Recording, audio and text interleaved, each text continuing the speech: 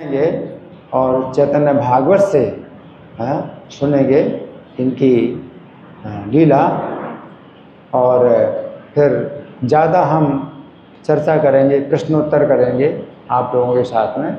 तो जिसमें जो सुना है उसका मंथन किया जाएगा और उसके बाद फिर अपने व्यक्तिगत प्रश्न भी आप लोग कर सकते हैं। लेकिन पहले जो कथा हुई है उस पर अच्छी तरह प्रश्नोत्तर किया जाए, मंथन किया जाए। उसके बाद फिर जितना और समय होगा तो आप लोगों के और भी प्रश्नों को जो है उत्तर दिया जाएगा। जय जय श्री चैतन्य जय नित्यानंद,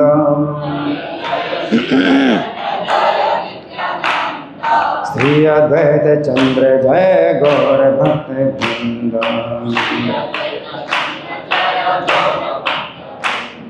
जय जय श्री चैतन्य जय नित्यानंद,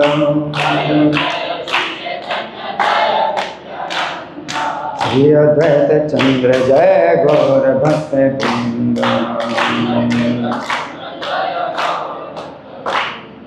श्री ग्रंथराज श्री चैतन्य भागवत की जय हो। तो ये जो घटना है ये चैतन्य भागवत के मध्य खंड में है, 10वां अध्याय। 10वें अध्याय में भगवान चैतन्य अपने ईश्वर प्रकाश में आ गए।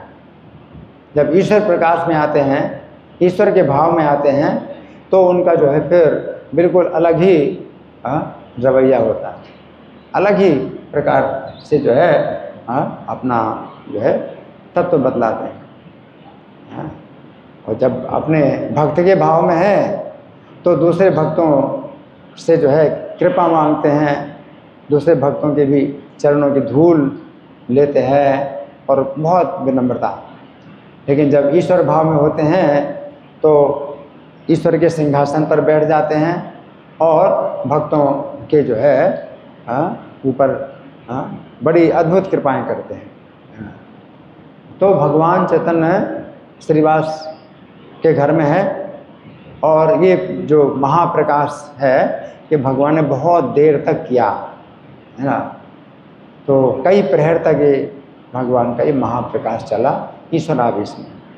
लेकिन एक बात समझ लीजिए कि भगवान चैतन्य सामान्य जनता के बीच में अपना तत्व नहीं बताना चाहते। सामान्य जनता को पता ना चले कि ये साक्षात भगवान है, तो ऐसा नहीं। जबकि कलयुग में जो झूठे भगवान होते हैं वो अपना एडवर्टाइजमेंट करते हैं कि भाई पूरी पब्लिक को बताओ कि ये भगवान है, हम भगवान हैं, आओ दर्शन करें हमारे। तो वो जो है असली भगवान का ये काम नहीं।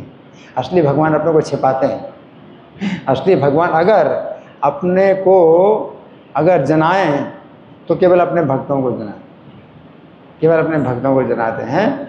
और ये जो अपने तत्व की बातें बताते हैं वो उनको मना करते हैं कि बाहरी लोगों को नहीं बताएं। तो ये जो है जो लीला है भगवान की, ये श्रीवास के आंगन में, और भगवान एक एक भक्त को बुलाते हैं और उनको जो है अपनी कृपा की जो है घटनाएं बताते हैं कि तुम्हारे ऊपर मैंने कैसे कृपा की थी, किस समय तुम्हें कैसा संकट आया था और मैंने तुम्हारी रक्षा की थी। तो उनको याद दिलाते हैं भगवान, है ना। तो इसमें अब मैं पढ़ के सुनाऊंगा कि हरिदास के प्रति दयालु होकर के प्रभु पुकार करके बोले। इसके पहले मुरारी गुप्त का जो है था, तो मुरारी गुप्त को बुलाया था और मुरारी गुप्त के ऊपर कृपा करी। अब हरिदास को भगवान दयालु होकर के पुकार कर बोले, हरिदास मुझे देखो। अब भगवान क्या कहते हैं, हरिदास मुझे देखो, मेरी इस देह से तुम्हारी देह बड़ी है, मुझे अधिक प्रिय है। क्या कहते हैं भगवान, मेरे शरीर से तुम्हारा शरीर ज़्यादा मुझे प्रिय है ना, ज़्यादा प्रिय है। और जो तुम्हारी जाति है निश्चय वही मेरी जाति है। भगवान क्या कहते हैं, जो तुम्हारी जाति है निश्चय वही मेरी जाति है। क्योंकि हरिदास को जो है लोग मुसलमान मानते हैं, तो मुसलमान होने के कारण हरिदास जो है मुसलमान परिवार में जन्म होने के कारण हरिदास को जगन्नाथ मंदिर में भी नहीं जाने दिया जाता। अभी तो जगन्नाथपुरी में आए नहीं हरिदास, चैतन्य महाप्रभु भी नहीं आए, लेकिन आगे चल करके जब आएंगे तो हरिदास जो है जगन्नाथ मंदिर में नहीं जाएंगे, क्योंकि वे अपने को मानते हैं कि बहुत नीच जन्मा। तो हरिदास अपने को नीच जन्मा मानते हैं, और लोग जो जगन्नाथपुरी का जो मंदिर है वहाँ पर भी हिंदू परिवार के अलावा किसी भी व्यक्ति को जो है जगन्नाथ मंदिर में जो है दर्शन करने के लिए प्रवेश नहीं दिया जाता। तो हरिदास स्वयं पहले से ही अपने को नीच मान करके जाते ही नहीं मंदिर के दर्शन करने, है ना। लेकिन जगन्नाथ मंदिर का ये जो नियम है, तो ये शास्त्र के अनुसार ये उचित नहीं है। शास्त्र के अनुसार तो क्या है कि किसी वैष्णव की अगर आप जाति पर विचार करें, है ना, तो ये जो है नरक की प्राप्ति होती है इससे। वैष्णव जाति बुद्धि सनारकी, जो वैष्णव के प्रति जो है जाति बुद्धि करता है, कैसे कि मैं मानता हूँ कि आप वैष्णव हैं, लेकिन आप जो है शूद्र है, इसलिए जो है थोड़ा दूरी बना के रखना। आप शूद्र वैष्णव मान रहे हो, लेकिन शूद्र का विचार करके ब्राह्मण शूद्र कुछ नहीं है। अगर वैष्णव है तो ब्राह्मण से भी ऊपर है। अगर कोई वैष्णव है तो ब्राह्मण से भी ऊपर है। वो जन्म का कोई विचार नहीं होता कि किस परिवार में उसका जन्म हुआ, वो ब्राह्मण से भी ऊपर है ना। लेकिन जो जाति बुद्धि करता है वैष्णव के प्रति, तो ये क्या है, नरक की प्राप्ति होती है। और भगवान चैतन्य क्या कहते हैं कि जो व्यक्ति जाति बुद्धि करता है वैष्णव के प्रति, तो वो समझ ले कि मेरी भी वही जाति है।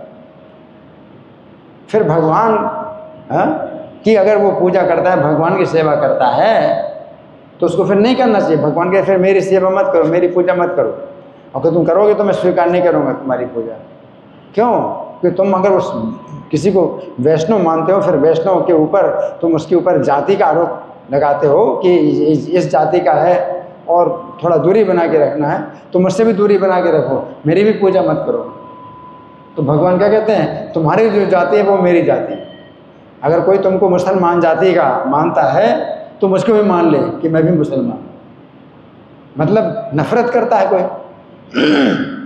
वैष्णव मुसलमान समझ करके अगर कोई तुमसे नफरत करता है, तो फिर उसको जो है मुझसे प्रेम करने की जरूरत नहीं है, मुझसे भी नफरत करो, मैं भी मुसलमान हूँ। तो भगवान कहते हैं, क्या कहते हैं कि मेरी इस देह से तुम्हारी देह मेरे लिए ज़्यादा बड़ी है ना, और तुम्हारी जो जाति है मेरी भी निश्चय वही जाति, निश्चित रूप से वही जाति। फिर नहीं सोचना है कि नहीं मंदिर में जाए, मंदिर में पूजा कर लें, भगवान का मंदिर में दर्शन कर लें, फिर ज़रूरत नहीं है मंदिर में आने। और करोगे भी तो आपको जो है वो भगवान वैसा दर्शन देंगे ही नहीं कि जिससे आपको सुख प्राप्त हो। कि भक्ति से गिर गए, अब आप तो नरक की प्राप्ति, नरक की बुकिंग हो चुकी है आप, अब भगवान का दर्शन क्या करोगे। तो यहाँ पर भगवान कह रहे हैं हरिदास प्रति प्रभु सदय हैया, मोरे देखे हरिदास बोले ढाक दिया। हे मोर दे है ते तुम्हें मोरे बण, तुम्हारे जे जाति से ये जाति मोरे दृढ़ है।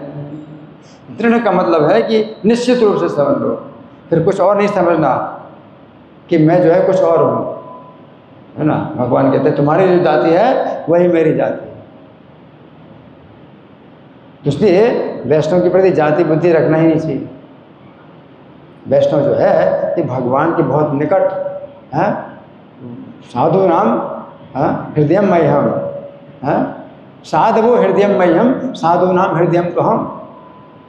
साधवो हृदयम मह्यम, साधु मेरा हृदय होता है, और साधु नाम हृदयम, साधु मेरा हृदय होता है और मैं साधु का हृदय होता हूँ। मदन्य तेना जानती ना हम ते भ्यो मना कभी, मेरे अलावा वे कुछ नहीं जानते तो मैं भी उनके अलावा कुछ नहीं जानता। मैं भी इतनी जानता हूँ कि मेरी यही जाति है जो वैष्णव की जाति, वही मेरी भी जाति है। अब कोई जो है कुछ और समझनी नहीं मुझको, मतलब मैं कुछ और हूँ। सीधा सीधा भगवान के निश्चित रूप से मेरी वही जाति है। हाँ, तो पापी लोगों ने तुम्हें बड़ा दुख दिया।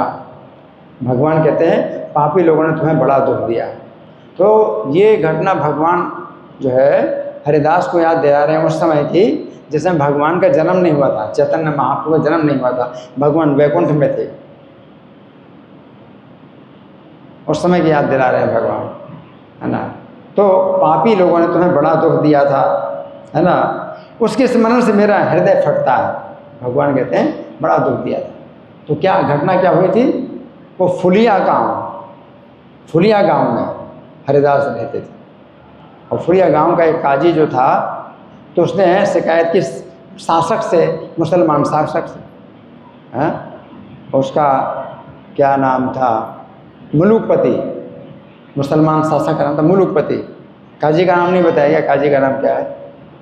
तो उसने मुलुकपति से जो है शिकायत की हरिदास की कि ये जो है मुसलमान हमारे परिवार में पैदा हुआ है और ये जो है हिंदुओं के भगवान का नाम लेता है, तो इसको जो है इतनी मार देना चाहिए, 22 बाजारों में इसको इतना मारना चाहिए कि मारते मारते मर जाए, या तो नाम बंद करे, नाम लेना बंद करे, और नहीं तो उसको मार डालो, मारते मारते मार डालो पूरी पब्लिक के बीच में, पब्लिक के सामने, पब्लिक भी देखे, जिससे कि आगे से कोई भी मुसलमान इस तरह की हरकत ना करे कि हिंदू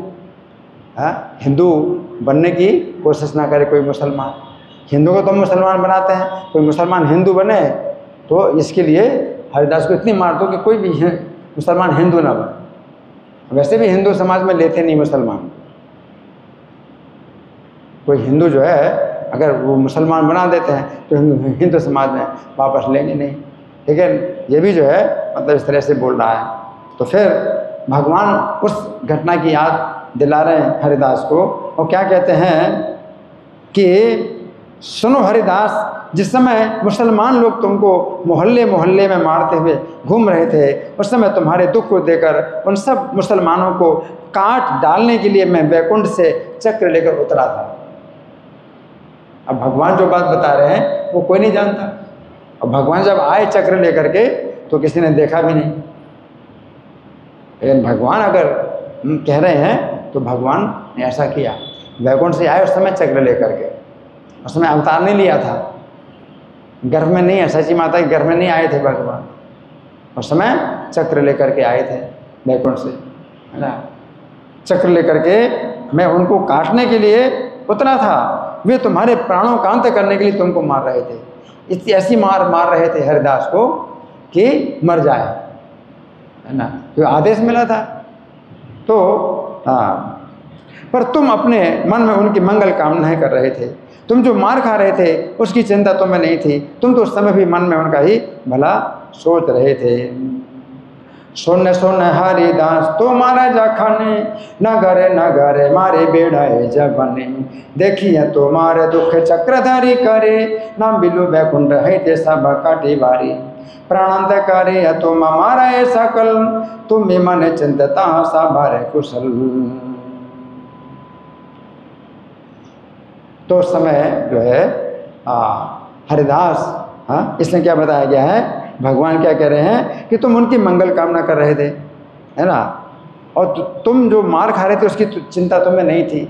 तो हरिदास का जो ड्रामा अगर बना कभी या बनाया जाए तो उसमें क्या होना चाहिए, इस प्रकार का होना चाहिए कि हरिदास को मार पड़ रही है, मार पड़ रही है, लेकिन वो प्रसन्न है, उन्हें जरा भी उफ नहीं कर रहे हैं, उनको जरा भी कष्ट नहीं हो रहा है। तो ड्रामा अगर बनाना तो इस प्रकार का बनाना। लेकिन जितने ड्रामा मैंने देखे हैं वो बहुत गलत दिखाते हैं।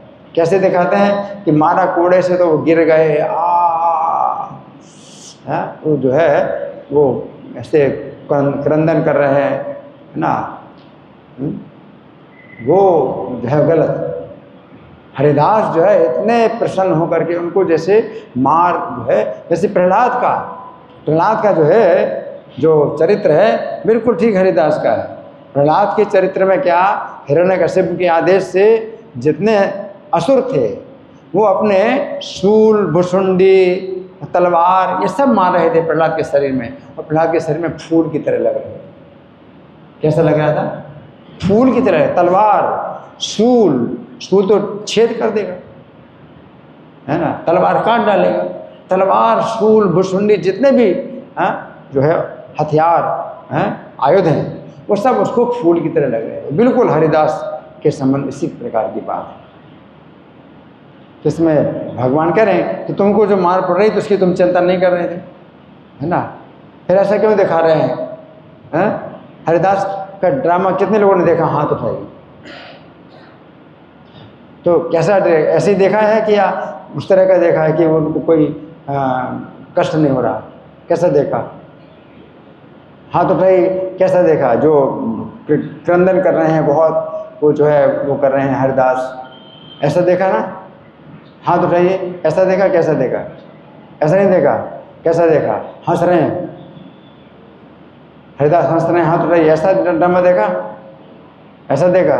वो भी पक्का नहीं, पूरी तरह से हाथ नहीं उठाया। तो देखा है या नहीं देखा वो भी पता नहीं कि देखा कि नहीं देखा, कुछ सिर्फ पता ही नहीं देखा कि नहीं। हरिदास ठाकुर का ड्रामा अभी तक जो मैंने देखा है वो गलत देखा। इस कौन में जो है ये हरिदास का ड्रामा गलत दिखा है अभी तक, है कि वो जो है बहुत वो कर रहे हैं,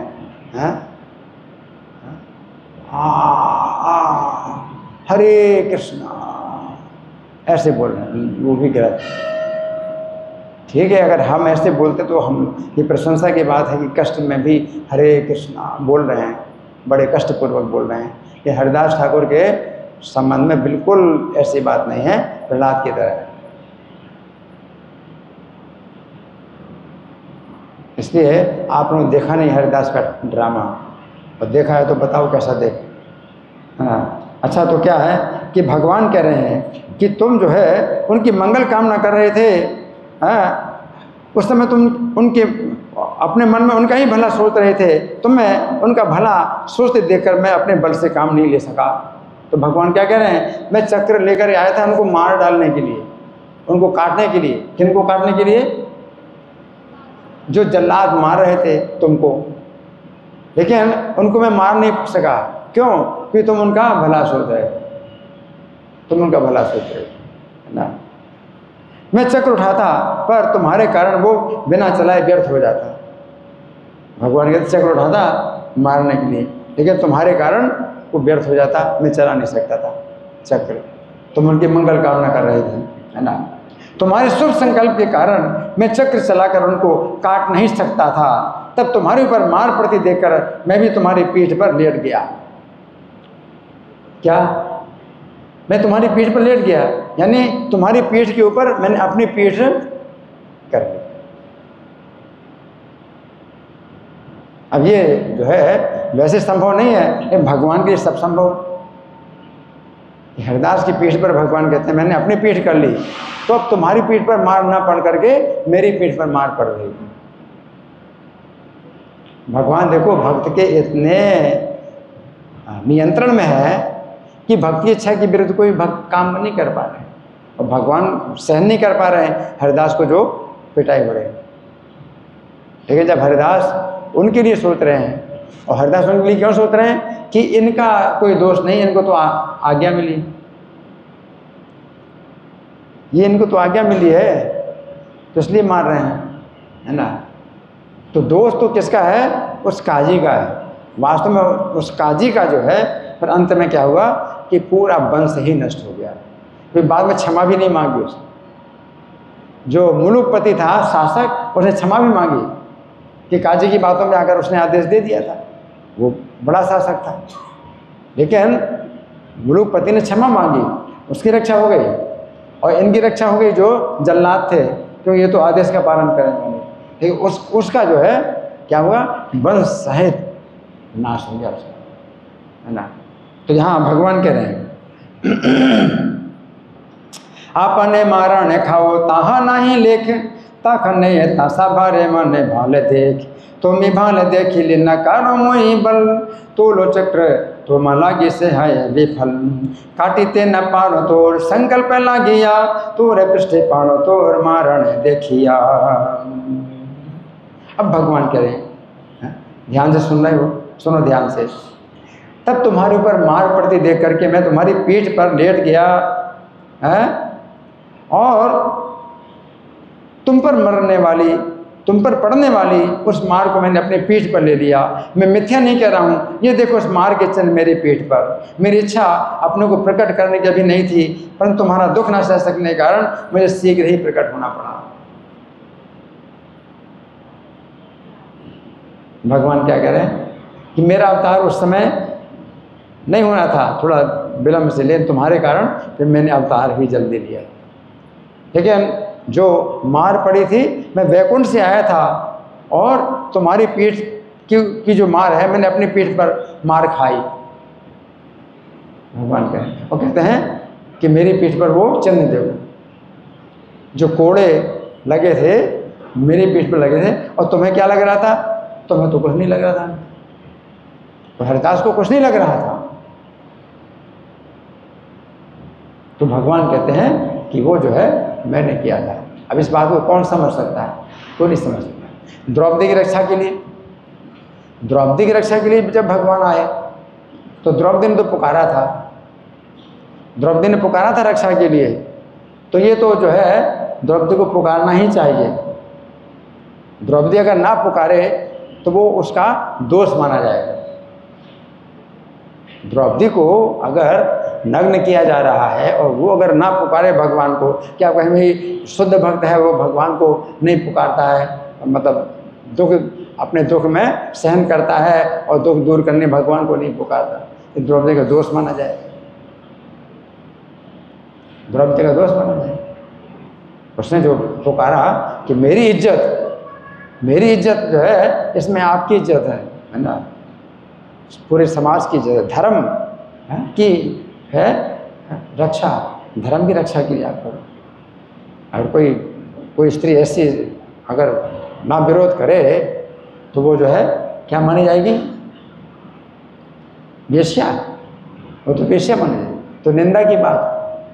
तो आप ये नहीं कह सकते द्रौपदी शुद्ध भक्त नहीं थी इसलिए उसने पुकारा कृष्ण को। शुद्ध भक्त तो भगवान को कभी भी पुकारता नहीं, जो भी कष्ट है वो सहन कर लेता है। ऐसा है नहीं। और वैसे भी कोई कष्ट अगर सहन ना हो हमें, तो हमें भगवान को पुकारना चाहिए कि मेरी रक्षा करो।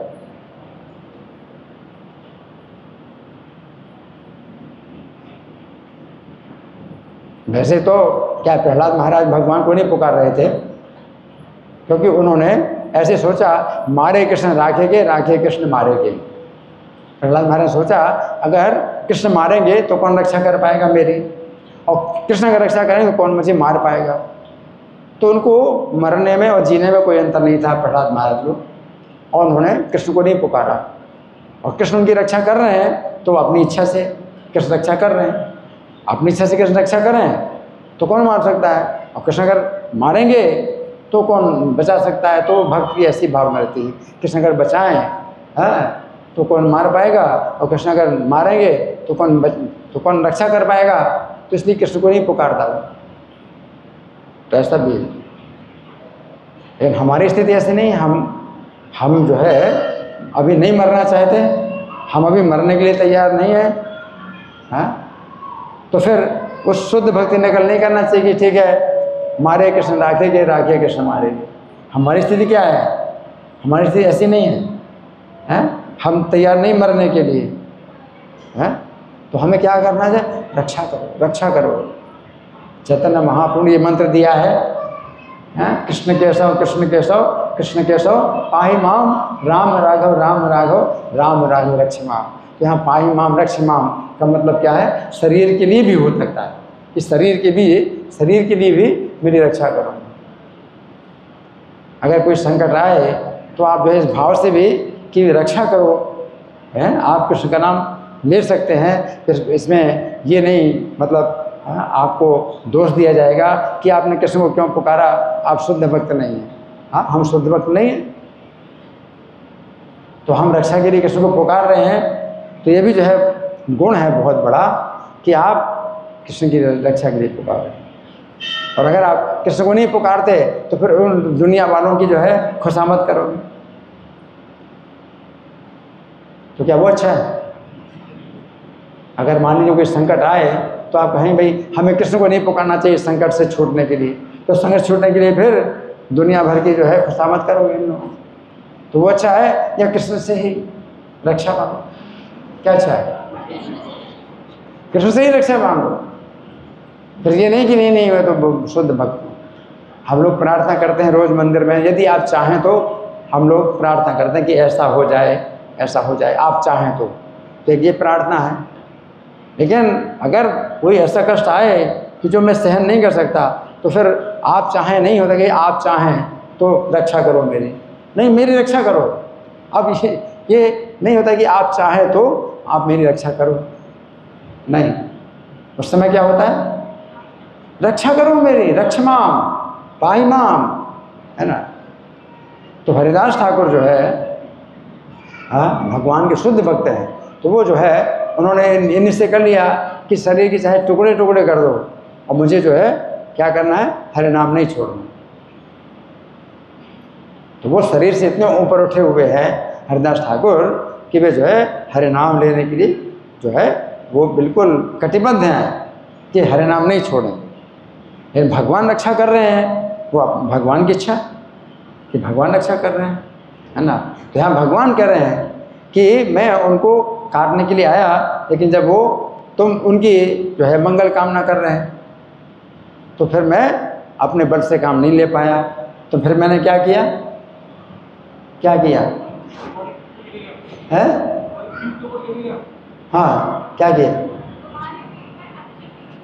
है? हाँ, तुम्हारी मार मैंने अपनी पीठ पर, तुम्हारी पीठ पर जो मार पड़ रही थी वो मैंने अपनी पीठ पर ले ली। तो हरिदास ठाकुर के पीठ पर जो मार पड़ रही थी भगवान ने अपनी पीठ पर ले ली, है ना। तो अपनी पीठ भगवान ने हरिदास ठाकुर की पीठ के ऊपर कर दी। ये भगवान की अचिंत्य शक्ति।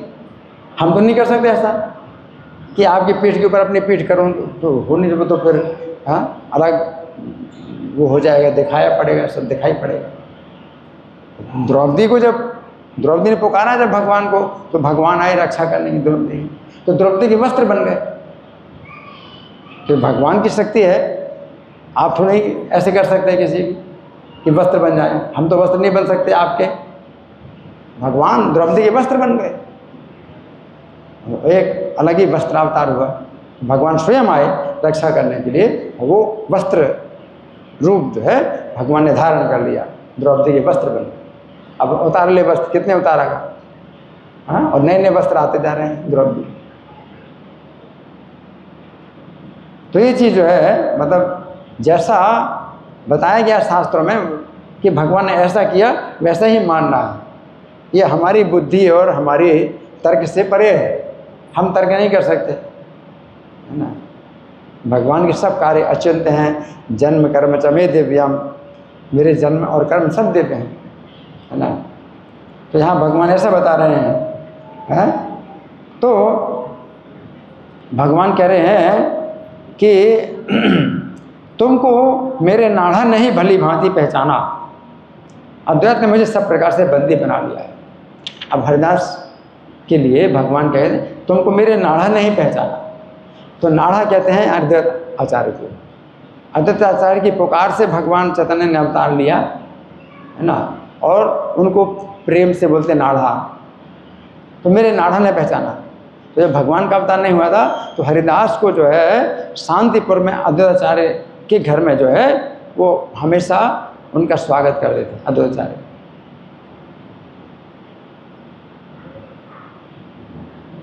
अपने साथ रखते थे और अद्वैताचार्य ने उनको अपना एक प्रकार से मित्र, अपने बराबर समझ करके अपने बराबर सम्मान दिया। हरिदास को अपने बराबर सम्मान दिया और शास्त्रों की बहुत सी शिक्षाएं भी अद्वैताचार्य। तो हरिदास ने वो पढ़े लिखे नहीं थे, अद्वैताचार्य की संगत में शास्त्रों की शिक्षा भी प्राप्त। वैष्णव जो सिद्धांत है वो भी अच्छी प्रकार से सीखे हरिदास।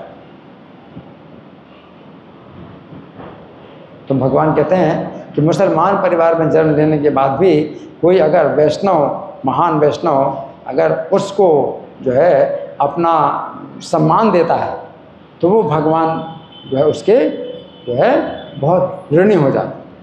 तो भगवान कहते हैं कि मैं जो है, भगवान कहते हैं अद्वैत ने मुझे सब प्रकार से बंदी बना लिया है। किस कारण? तुम्हारा सम्मान करने के कारण। अद्वैताचार्य ने तुम्हारा जो सम्मान किया उस प्रकार से मैं अद्वैताचार्य का हमेशा के लिए बंदी बन गया भगवान के। अब जैसे कबीरदास हुए है ना, तो कबीरदास का जो जन्म है वो इसी समय के आसपास हुआ, 1400 कुछ। तो चैतन्य महाप्रभु के पहले इनका जन्म कबीरदास का। कबीरदास भी मुसलमान परिवार में पैदा हुए थे, है ना, लेकिन इनका उस समय रामानंद आचार्य जो वैष्णव आचार्य थे, तो उन्होंने स्वीकार नहीं किया कबीरदास को, शिष्य के रूप में स्वीकार नहीं किया। उन्होंने कहा कि मुसलमान परिवार में पैदा हुए हो तो हम तुम्हें शिष्य नहीं बनाएंगे। तो कबीरदास ने अब सोचा कि अगर ये मुझे शिष्य नहीं बनाएंगे तो मुझे तो इनका शिष्य बनना है। तो एक युक्ति उन्होंने किया कि रामानंद जो है बहुत सवेरे सवेरे जब थोड़ा अंधेरा रहता है तो गंगा में स्नान करने के लिए आते थे। तो जिन सीढ़ियों से वो उतरते थे गंगा जी स्नान करने के लिए, तो लेट गए वहीं पर कबीरदास कि रामानंद जो है मेरे ऊपर पैर रखेंगे अपना।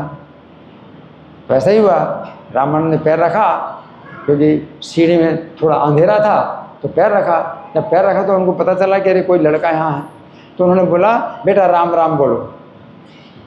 तो कबीरदास ने इनको गुरु मान लिया और गुरु मंत्र मान लिया राम राम। तो राम राम बोलते कबीरदास। तो इस तरह से उन्होंने अपना, लेकिन उनको वैष्णव सिद्धांत की सही शिक्षा नहीं मिली, इसलिए कबीरदास के बहुत से दोहे ऐसे हैं जिनमें कि वैष्णव सिद्धांत के विरुद्ध बातें मिलती हैं, वैष्णव सिद्धांत के अनुसार नहीं है, और उसमें बहुत गलत बातें हैं, वैष्णव सिद्धांत के बहुत विरुद्ध है।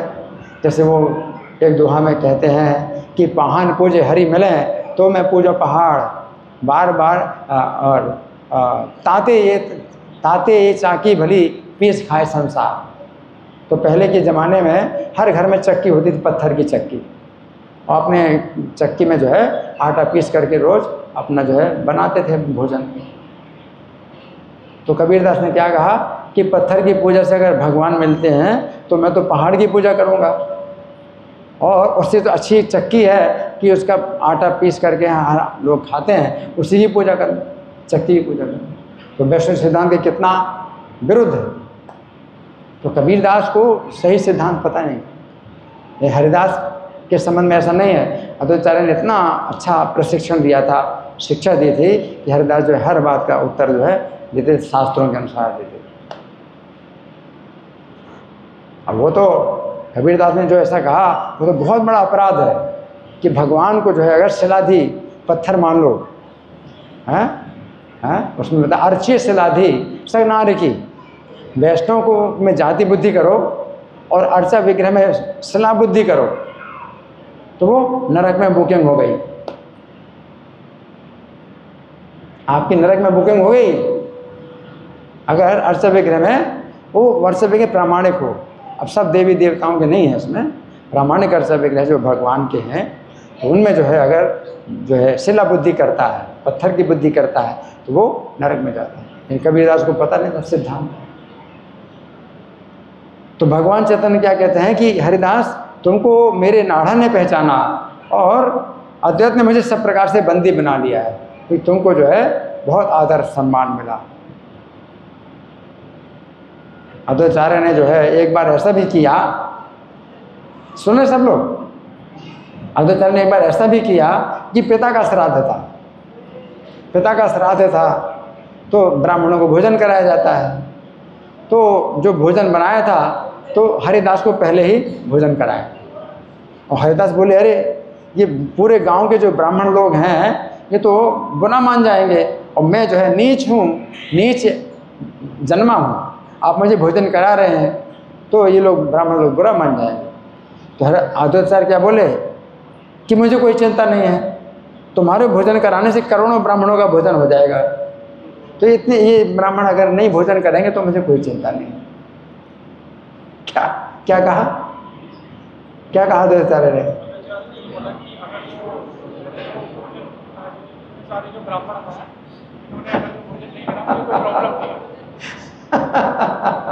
तुम्हारे भोजन एक वैष्णव जो है, जो तुम हो, एक वैष्णव को भोजन कराने से करोड़ों ब्राह्मणों का भोजन हो जाएगा, तो मुझे कोई चिंता नहीं। द्रोणाचार्य को भोजन करा दिया।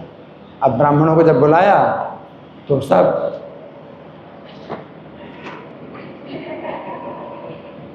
मुसलमान को भोजन कराया पहले से, हम नहीं आएंगे भोजन करने। तो द्रोणाचार्य ने कुछ खुशामद नहीं की, ठीक है क्या करें, आप तो मर्जी, तो नहीं किया भोजन। अब क्या हुआ कि भगवान भी हरिदास के पक्ष में थे, और हरिदास का अपमान कर रहे हैं ब्राह्मण लोग।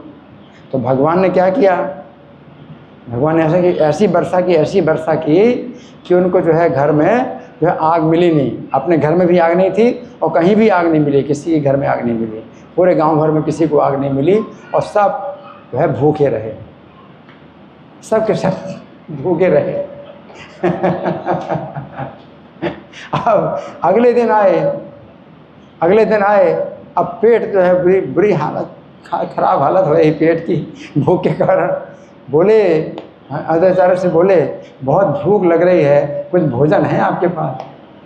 द्रोणाचार्य बोले वो कल का रखा है भोजन, उसी को खाओ, कल का भोजन रखा है आपके लिए, आपने नहीं खाया तो क्या किया जाए। उसी को खाया फिर उन्होंने, पिछले दिन का भोजन खाया। अब आग कहाँ से मिले? अब आग तो आज के दिन भी आग नहीं मिल रही। आप सवेरे तो भोजन खा लिया, अब अपने घर में भी तो भोजन बनाना है, आग कहाँ से मिलेगी? तो भगवान ने ऐसा कर दिया, कहीं भी आग नहीं मिली, हरिदास ठाकुर की कुटिया में आग मिली।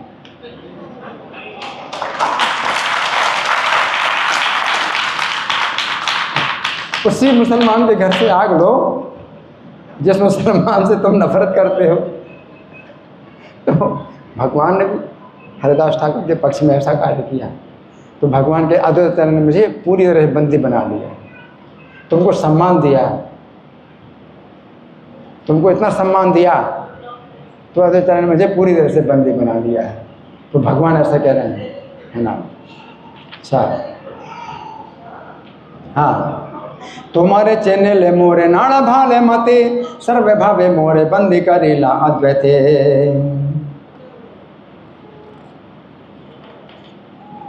हाँ, अपने भक्तों को बढ़ावा देना भगवान ही जानते हैं, अपने भक्तों को बढ़ावा देना भगवान ही जानते हैं। कबीरदास ने एक दोहा लिखा है, बिल्कुल सही, वो क्या है? साहब ते सब होता है, बंदे ते कछु नाई, राई को पर्वत करे, पर्वत राई माही। साहब, अब भगवान को कुछ भी नाम दे दो तो वो जो है भगवान नाम स्वीकार कर ले, साहब, है ना? तो राधा मदन मोहन साहब से सब कुछ होता है, और बंदे से कुछ नहीं होता। हम सब बंदे हैं, बंदे से कुछ नहीं होता, साहब से सब कुछ होता है। राई को पहाड़ बना दे, राई का रंग और पहाड़ का रंग एक ही होता है ना, राई को पहाड़ बना देंगे वो, और पहाड़ को राई बना देंगे। अब हरिदास ठाकुर राई के समान है, उनको पहाड़ बना दिया, और वो पहाड़ की तरह जो बड़े बड़े ब्राह्मण हैं अपने जो है उसमें है कि हम लोग बहुत बड़े द्विवेदी चतुर्वेदी है, हम मंत्र जानते हैं, हम यज्ञ जानते हैं, हम पूजा जानते हैं, उनको राई बना दिया और हरिदास ठाकुर को पहाड़ बना दिया। तो उनसे सब कुछ होता है।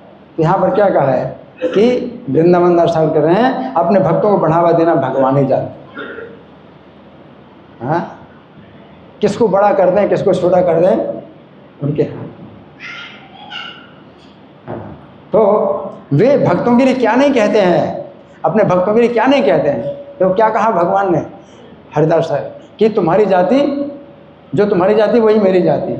भगवान ऐसे अपने भक्तों के क्या नहीं कहते हैं और क्या नहीं करते हैं, और क्या नहीं करते हैं भगवान, क्या क्या नहीं करते। देखो क्या क्या किया हरिदास ठाकुर की, जो पीठ में जो है अपनी पीठ में मार खाई, और भगवान ने दिखाई भी अपनी पीठ, देखो मेरी पीठ, और सब कोड़ों के निशान भगवान की पीठ में सब ने देखे।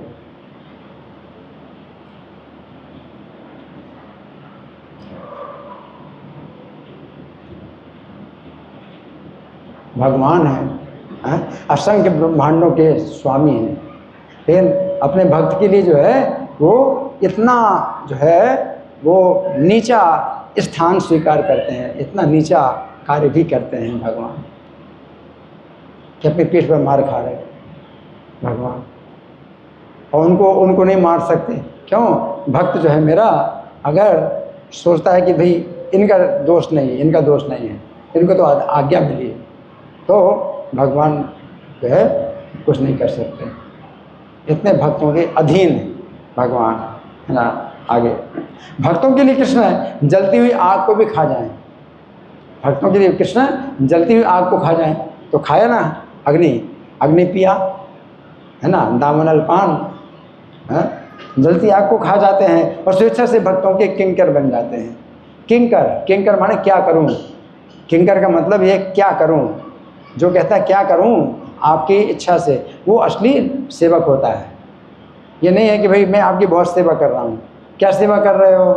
हैं बढ़िया बढ़िया गरम गरम दूध में और काजू और किशमिश बादाम डाल करके मैं आपको दे रहा हूँ, और आपको प्यास लगी पानी, मैं पानी नहीं देता, मैं ज़्यादा अच्छी सेवा कर रहा हूँ। अरे पानी तो छोटी सी सेवा है, आपको पानी की जरूरत। तो भगवान किंकर, भक्तों के किंकर बन जाते हैं। किंकर का मतलब है कि क्या उनकी इच्छा है उसके अनुसार काम करते हैं, किंकर वो कहलाता है।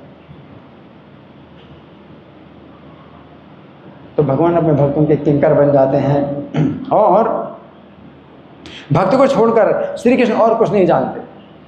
वो बताए ना भागवत के 9वें स्कंद में हैं कि मदन्य तेना जानती ना हम ते भ्योमरा, मेरे अलावा वे कुछ नहीं जानते हैं तो मैं भी उनके अलावा कुछ नहीं जानता, कुछ नहीं जानता है ना। केवल इतना जानता हूँ ये मेरे भक्त से द्रोह करता है, मेरे भक्त का शत्रु है तो ये मेरा भी शत्रु है। भगवान इतना जानते हैं बस, और कुछ नहीं जानते। ये मेरे भक्त का मित्र है तो मेरा मित्र है, मेरे भक्त का शत्रु है तो मेरा भी शत्रु है। कितनी जानते भगवान, और कुछ नहीं जानते कि कितना बड़ा विद्वान, कितना बड़ा ब्राह्मण क्या है, वो है वो। दुर्वासा मुनि इतने तपस्वी, ये चक्र छोड़ दिया, और चक्र पीछे पड़ गया, मारा तो नहीं, ब्राह्मण सम्मान किया, चक्र ने मारा नहीं, लेकिन इतना ताप दिया कि वो कहीं ठहर नहीं पाते, कहीं हर जगह भाग रहे हैं, और चक्र पीछे पीछे चल रहा है। बहुत कष्ट में भगवान जो है फिर और कुछ नहीं देखते हैं, क्योंकि हृदय में चोट मारी इसने। साधु हृदयमय हम, साधु मेरा हृदय है, और साधु का अपराध किया तो भगवान के हृदय में चोट लगी, तो मैं हृदय में चोट मारती तो मार दी है। तो भगवान इतने जानते हैं कि इसने मेरे हृदय में चोट मारी है, अब मैं इसकी जो है खबर लूँगा, चाहे कोई भी हो। मैं अपने भक्त को छोड़ करके और कुछ नहीं जानता। तो यहाँ पर क्या है, भगवान कहते हैं भक्त के समान अनंत भवनों में कोई नहीं है। भक्त बड़ा ये तेने जय ठाकुर से जाने, कि न बोले कि न करे भक्त रे करने। ज्वलंत अनाले कृष्ण भक्त लागे खाए, भक्त रे किंकर है अपन इच्छाएं। भक्त वही कृष्ण आर के छुई ना जाने, भक्त रे समान नहीं अनंत भुवने।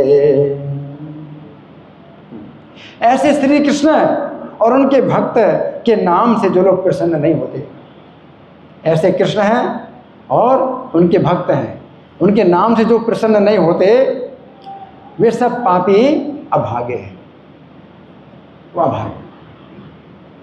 भगवान के नाम और भक्त के नाम से जो प्रसन्न नहीं होते वो पापी और क्या है अभागे हैं। भाग्य का द्वार बंद हो गया, अभागे हैं। भक्ति की महिमा आंखें खोल कर देख लो। हरिदास के प्रति गौर हरि ने क्या कहा, हरिदास भक्ति महिमा आंखें खोल करके देखो, आंखें खोलो, कान खोलो, भक्ति महिमा आंखें खोल करके देख लो। हरिदास के प्रति गौर हरि ने क्या कहा। प्रभु के श्रीमुख से परम करुणा युक्त वचनों को सुनकर हरिदास तत्क्षण मूर्छित हो गए। क्या हो गए? प्रेम से मूर्छित हो गए।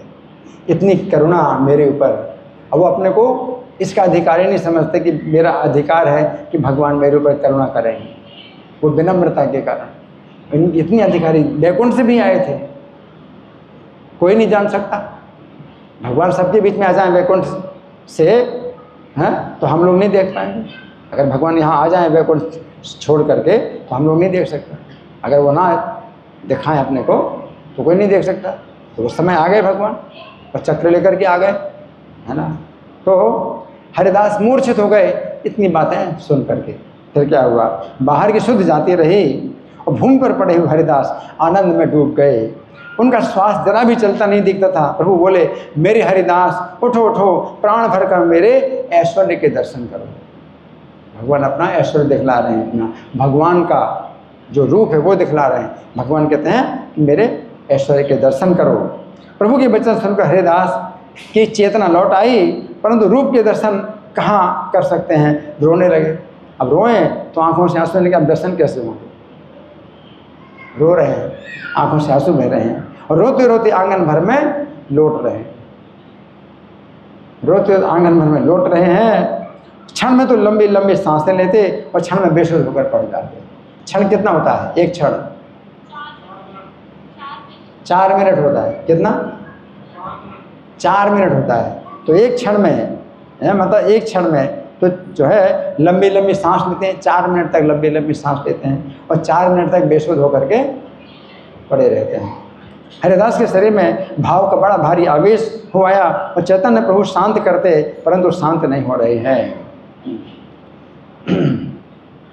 प्रभु बोले, उठ उठ मोर हरिदास, मनोरथ भरे देख अमर प्रकाश। माहे पायल हरिदास प्रभु रे वचन, कोथरु प्रदर्शन करे क्रंदने। सकल अंगणे पड़े घड़ा घड़ी जाए, महाश्वास बड़े बहे क्षण छड़े मूर्छा पाए। हरिदास जी बोले, अब हरिदास बोले, क्या बोले, हे मेरे नाथ, हे मेरे नाथ, हे विश्वंभर, हे प्रभु, हे जगन्नाथ, मुझ पापी पर कृपा करो। कितनी विनम्रता है, कितनी विनम्रता है। भगवान को दैन्य प्रिय है और अभिमान से द्वेष है। हरिदास ने ये नहीं सोचा, देखो मैं कितना बड़ा भक्त हूँ, मेरी रक्षा के लिए भगवान आए थे, है ना। तो भगवान को अभिमान से द्वेष है, वो अपने को पापी कह रहे हैं। और क्या कहते हैं, मुझ पापी पर कृपा करो, मैं आपके चरणों में पड़ा हूँ, मैं गुणहीन हूँ और सब जाति से बाहर, सब जाति से मैं बाहर, है ना। हे प्रभु, मैं भला आपके चरित्र को क्या कह सकता हूँ, मैं आपके चरित्र को क्या कह सकता हूँ। मुझे देख लेने से पाप लगता है। क्या, मुझे देख लेने से पाप लगता है, छू लेने से नहाना पड़ता है। मैं ऐसा हूँ, आपके चरित्र का क्या बखान करूं। आपने अपने श्रीमुख से एक वचन को सत्य किया, अपने मुख के एक वचन को सत्य किया कि जो जन आपके श्री चरण का स्मरण करता है वो चाहे कीड़े के समान क्यों ना हो, उसे आप कभी नहीं छोड़ते। हरि बोल। ये आपने पहले से अपना जो वचन है, पहले का ही वचन आपने सत्य किया है कि जो आपके श्री चरणों का स्मरण करता है, चाहे कीड़े के समान क्यों ना हो, उसे आप कभी नहीं छोड़ते। किंतु विपरीत चलने वाला राजा ही क्यों ना हो, उसे आप नीचे गिरा देते हैं। राजा ही क्यों ना हो, उल्टा चलेगा तो नीचे गिरा देगा भगवान। हरिदास कहते हैं, आपने अपने वचन को सत्य किया। केवल स्मरण मात्र से आप दिन की रक्षा करते हैं, परंतु मैं स्मरण शून्य हूँ, स्मरण का बल भी मुझ में नहीं है। हरिदास कह रहे हैं, मेरे अंदर शक्ति नहीं, आपका स्मरण करने की मेरी शक्ति नहीं। हाँ, वास्तव में वो जो कर रहे थे, स्मरण नहीं कर रहे थे, क्या कर रहे थे, कीर्तन, नाम लेना। कलयुग में कीर्तन की विधि, कीर्तनादेव कृष्ण से हम स्मरण नहीं कर सकते। प्रहलाद महाराज के पास स्मरण भक्ति थी, प्रहलाद महाराज के पास स्मरण भक्ति थी, लेकिन हरिदास के पास क्या भक्ति थी, कीर्तन। वो नाम लेते थे, जोर जोर से नाम लेते थे। तो यही शिक्षा है कि आप जो है स्मरण नहीं कर सकते, मन अभी बहुत दूषित है, स्मरण नहीं कर सकते, तो क्या करो, श्रवण और कीर्तन। जैसे आप सुन रहे हैं और हम कीर्तन कर रहे हैं, तो श्रवण कीर्तन है कि। तो फिर दूसरा कीर्तन क्या है, आप नाम कीर्तन करो, हर समय बोलो, तो वो भी सुनो, उसको भी सुनो। जो बोलते हो नाम, स्मरण नहीं कर पाए, अगर नाम बंद कर दोगे तो दिमाग में फिर स्मरण होगा क्या, दुनिया भर के उल्टे सीधे ख्याल आते हैं। स्मरण कहाँ होता है? तो हरिदास कह रहे हैं स्मरण से मैं शून्य हूँ, मैं स्मरण शून्य हूँ, है ना। स्मरण का बल मुझ में नहीं है। सभा के मध्य द्रौपदी को निर्वस्त्र करने के लिए पापी दुर्योधन दुशासन उसे ले आए थे सभा के बीच में, है? और द्रौपदी कौन है? वो जो है संपूर्ण पृथ्वी के सम्राट, जो युधिष्ठिर महाराज राजसूय के करके संपूर्ण पृथ्वी के सम्राट बने, उनकी जो है महारानी, इतनी सम्मानित महारानी, और इतने जो है पुरुषों के बीच में नग्न कर रहे हैं। कितना बड़ा जो है अपमान, कितना बड़ा अपमान। तो पापी दुर्योधन दुशासन सभा के बीच में ले आए नग्न करने के लिए, है ना। तो उस समय संकट में पड़कर द्रौपदी ने आपका स्मरण किया, तो द्रौपदी ने आपका स्मरण किया, तो द्रौपदी ने आपका स्मरण किया, है ना। तो उसमें महाभारत में आता है कि हे कृष्ण द्वारकावासिन, हे कृष्ण द्वारकावासी तुम कहाँ, है ना। तो कौरनाडव मग्ना माम किम न जानासि केशव, कौरवों के समुद्र में मैं डूब रही हूँ, आप मुझे क्यों नहीं जानते हैं। तो द्रौपदी ने स्मरण किया, है ना। तो वो कलयुग का समय नहीं था, वो द्वापर का समय था, तो स्मरण फिर भी होता, मन ज़्यादा शुद्ध रहता है। कलयुग में मन कितना है? बहुत अशुद्ध रहता है, स्मरण नहीं होता है। तो क्या करना? नाम कीर्तन करो, और क्या करो? भगवान के गुणों, भगवान की लीलाओं को सुनो, और कोई सुना सकता है तो सुनाए, नहीं तो आप सुनो, है ना। तो ये जो है मतलब हर समय आप कर सकते हो, क्योंकि आजकल की टेक्नोलॉजी में इतना फ़ायदा है कि रिकॉर्ड अभी भी हो रहा है सब, और जितने भी मेरे प्रवचन सब रिकॉर्ड हो चुके हैं।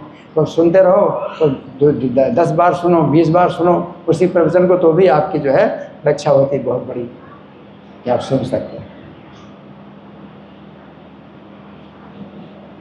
लेकिन हरिदास ठाकुर के समय में ये कोई टेक्नोलॉजी नहीं थी इस तरह की कि हम जो है ऐसा करवाए। नाम ही केवल उनके पास साधन था, केवल नाम के साथ सब, और कोई उपाय नहीं था, है ना। तो यहाँ पर हरिदास क्या कह रहे हैं कि द्रौपदी ने आपका स्मरण किया, उस स्मरण के प्रभाव से आप उसके वस्त्र में प्रवेश कर गए। भगवान क्या किए? वस्त्र में प्रवेश कर गए। आप वस्त्र में प्रवेश कर गए, स्मरण के प्रभाव से वो वस्त्र अनंत हो गए। तब भी वे सब दुष्ट इस रहस्य को न समझ सके, वे दुष्ट नहीं समझ पाए, है ना। क्यों? उनको दंड नहीं मिला ना, उनको तमाचा तो मिला नहीं, भगवान ने उनको तमाचा नहीं मारा, द्रौपदी की रक्षा की, उनको दंड नहीं दिया, तो वो नहीं समझे। मतलब समझने के बावजूद भी नहीं समझता, क्योंकि वो घमंड में उसका जो है ज्ञान ढका है, बुद्धि ढकी हुई है।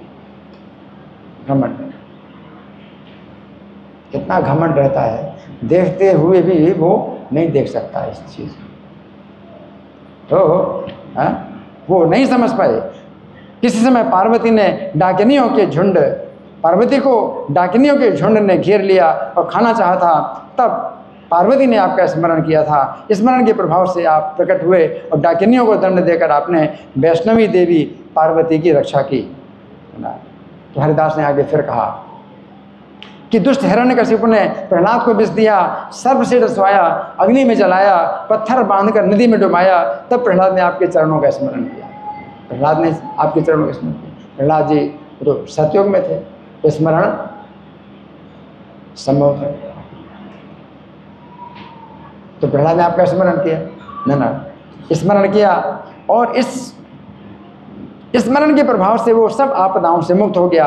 स्मरण के प्रभाव से आप प्रकट हुए, आपने किसी के दांत तोड़े, किसी का तेज नष्ट किया, और पांडवों ने दुर्वासा के भय से आपका स्मरण किया था।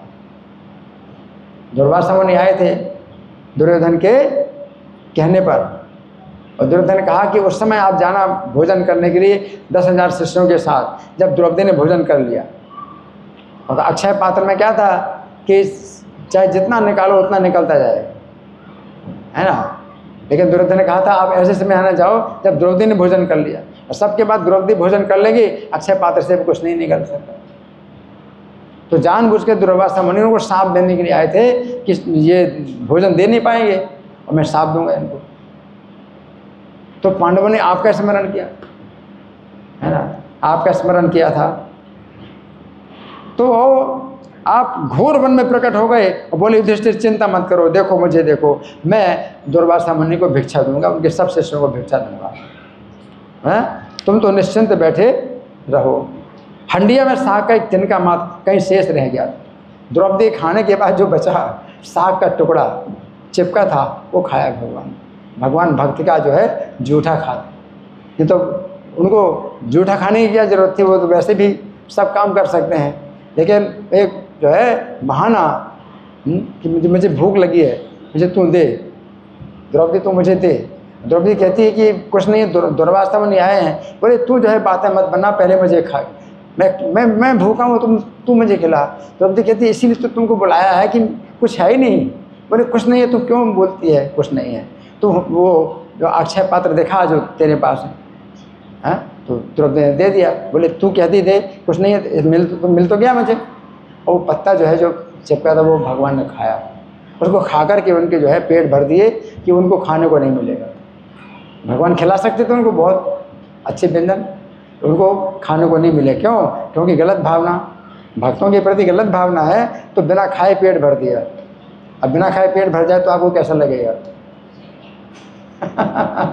खाने का भी तो एक मज़ा होता है, बढ़िया भैया चतुर्विधा श्री भगवत प्रसाद हो, हैं, तो भक्त लोग जो है तृप्त होते हैं 4 प्रकार का भगवत प्रसाद खा करके।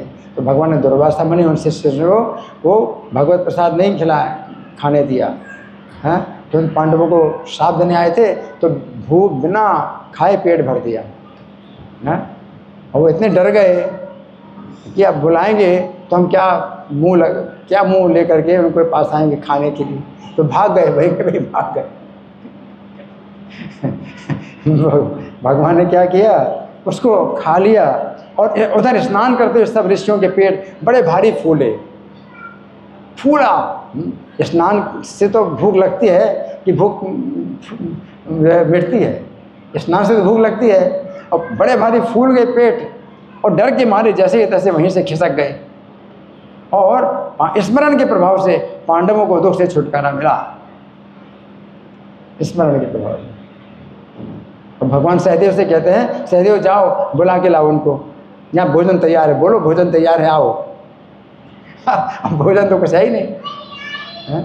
और सहदेव गए तो देखा कोई है ही नहीं वहाँ। सरस्वती नदी के तट पर जो स्नान कर रहे थे सब गायब हो गए। तो स्मरण के प्रभाव से पांडवों को दुख से छुटकारा मिला। स्नान सब ऋषि उदर माँ फूले से मत सब ऋषि पलाई न डरे। स्मरण प्रभाव पांडु पुत्र रेमोचन, इस सब को तो के सब स्मरण करन। तो ये सब भक्त आपका निरंतर स्मरण करते थे, अखंड स्मरण ही इनका धर्म था, अतः इनका जो उद्धार हुआ तो कोई आश्चर्य नहीं है। स्मरण। फिर अजामिल की स्मरण की महिमा तो अपार है, वो सब धर्मों से सर्वथा शून्य था। उसने यमदूतों के भय से पुत्र स्नेह में पुत्र का मुख देखने के लिए उसका नाम नारायण स्मरण किया। अब यहाँ पर तो स्मरण नहीं है, बोलना, पुकारा उसने, पुकारा। लेकिन हरिदास जो है अपने को नीचा दिखाने के लिए वो स्मरण कह रहे कि अजामिल स्मरण किया। तो स्मरण, बस उस स्मरण से उसकी सब आपदाएं दूर हो गई, इसमें कोई आश्चर्य नहीं। हरि स्मरण ही भक्ति की संपत्ति है। ऐसा जो आपके चरणों का स्मरण है, मैं उससे शून्य हूँ। हरिदास कहते हैं मैं उस शून्य हूँ, मैं शून्य हूँ, तथापि हे प्रभु आप मुझे नहीं छोड़ना। क्या कह रहे हैं हरिदास? मैं आपका स्मरण नहीं कर सकता, फिर भी आप मुझे नहीं छोड़ना। ये भावना होनी चाहिए कि मैं आपकी भक्ति नहीं कर सकता, मैं आपकी भक्ति नहीं कर पाया, फिर भी मुझे अपना जो है आश्रय दीजिए, मेरी रक्षा कीजिए। ऐसे नहीं है अरे मैं तो इतना बड़ा भक्त हूँ, अपने आप मेरी रक्षा करेंगे भगवान। जब ऐसा कहेंगे तो भगवान जो है अपना भक्त मानेंगे। आप तुरंत भक्ति से गिर जाते हैं, अपने को भक्त समझते हैं तो तुरंत भक्ति से गिर जाते हैं, तो भगवान के नजरों में फिर आप भक्त नहीं रहे, है ना। तो यहाँ पर हरिदास कह रहे हैं, तो क्या कह रहे हैं? कि आपके चरण स्मरण से मैं शून्य हूँ, तथापि हे प्रभु आप मुझे नहीं छोड़ना, आपके दर्शन पाने का भला मेरा क्या अधिकार है? तो एक बात को छोड़ करके और मैं कुछ नहीं चाहता हूँ। सहित स्मरण सब खंडिल अपन, ते चित्र नहे भक्त स्मरण संपन्न। हे न तोर चरण स्मरण ही न मुई, तथापि हा प्रभु मोरे न छाड़िबे तुमी। तुम देखी बारे मोर कौन अधिकार, एक वही प्रभु के छूना चाहिए बे आन। तो अब हरिदास बोले एक बात को छोड़ करके और मैं कुछ नहीं चाहता। तो भगवान क्या बोले? बोलो सब कुछ तुम्हारा ही है। हरिदास कहते हैं एक बात को छोड़ के और मैं कुछ नहीं चाहता, मेरा अधिकार ही नहीं, एक बात को छोड़। तो भगवान कहते हैं बोलो तुम्हारा सब कुछ तुम्हारा है, मेरी सब हर वस्तु तुम्हारे लिए दे है। मतलब कोई चीज़ ऐसी नहीं जो मैं तुम्हें ना दे। तुम्हारे लिए मेरे पास कोई वस्तु ऐसी नहीं कि मैं ना दूँ। भगवान कहते बोलो। हरिदास हाथ जोड़कर बोले हे प्रभु मैं हूँ तो मंद भागा, परंतु आशा बहुत बड़ी करता हूँ। जो मांग रहा हूँ मेरा इतना भाग्य नहीं है, फिर भी बहुत बड़ी आशा कर रहा हूँ, मांग रहा हूँ। मैं यही चाहता हूँ कि जो सब दास आपके चरणों का भजन करते हैं उनका जूठा मेरा भोजन हो। हरि बोल। सीखना है कि क्या मांगना है, सीखो क्या मांगना है। जब सब भोजन हो जाता है, समाप्त हो जाता है, सब खा गए, जो कुछ बचा है वो महाअमृत होता है। तो मैं यही चाहता हूँ कि जो सब दास आपके श्री चरणों का भजन करते हैं उनका अवशेष जूठा मेरा भोजन हो, और उस वैष्णव जूठन के प्रभाव से ही मैं आपके दर्शन का अधिकारी हो जाऊंगा, अगर ये मिल जाए तो। करे जोड़ी कारी बोले प्रभु हरिदास, मोहि अल्प भाग्य प्रभु कानु बड़े आस। तुम्हारे चरण भजे से सकल दास, तारे अवशेष जिन है मोर ग्रास। सही से भोजन मोर हऊ जन्म जन्म, से अवशेष मोर क्रिया कुल धर्म। तो उनका जूठा ही मेरा भोजन हो, और मेरा प्रत्येक जन्म में वही एक भोजन हो। प्रत्येक जन्म में मेरा वही एक भोजन हो। क्या भोजन? वैष्णवों का जूठा, वही एक, और वही शेष प्रसाद ही मेरी क्रिया, मेरा कुल और मेरा धर्म। यही मेरी क्रिया, यही मेरा कुल, यही मेरा धर्म। क्या? जूठन। आपके स्मरण से शून्य ये मेरा पापी जन्म है, इसे अपने दासों को उच्छिष्ट प्रसाद देकर के सफल कर दो। मेरे मन में ऐसा लगता है मेरा बहुत अपराध है कि मैं इतना बड़ा सौभाग्य चाहता हूँ। ये भी मेरा अपराध हो रहा है क्या, कि मैं इतना बड़ा सौभाग्य चाहता हूँ। कितनी दीनता है, सोच सकते हैं कितनी दीनता है। हाँ बताओ क्या है? 10 बजे तक करना है, 10 बजे तक करना है। हरि बोल। तो कितनी दीनता है? तो कहते हैं कि मेरा परम सौभाग्य चाहता हूँ, ये मेरा अपराध है कि जिसके योग्य मैं नहीं हूँ। हे नाथ मैं विश्वम्भर, मैं तो मानो मरा हुआ हूँ, मेरे अपराधों को क्षमा करो। हे मेरे नाथ मेरे ऊपर कृपा करो, मुझे कुत्ता बनाकर भक्तों के घर में रख दो। क्या क्या? मुझे कुत्ता बनाकर के अपने भक्तों के घर में रख दो, जिससे उनकी जूठन मुझे मिलती रहे। कुत्ता जो है जूठा खाता है, बड़े आदर के साथ खाता है।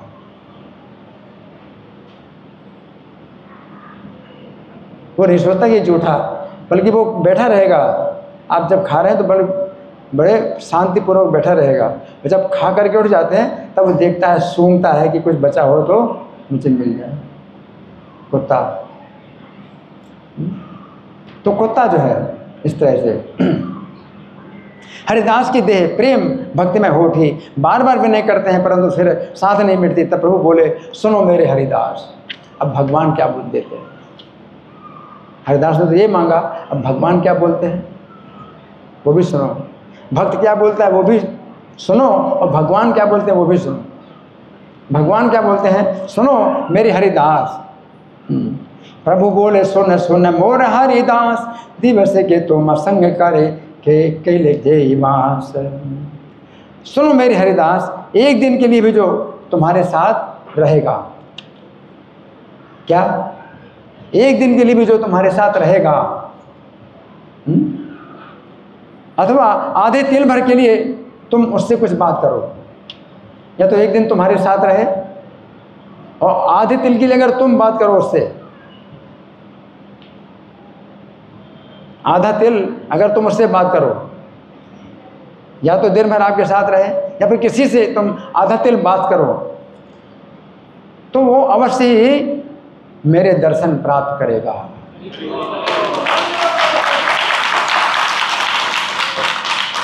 हरिदास अपने को इतना नीचा कर रहे हैं और भगवान उनको कितना ऊंचा उठा रहे हैं।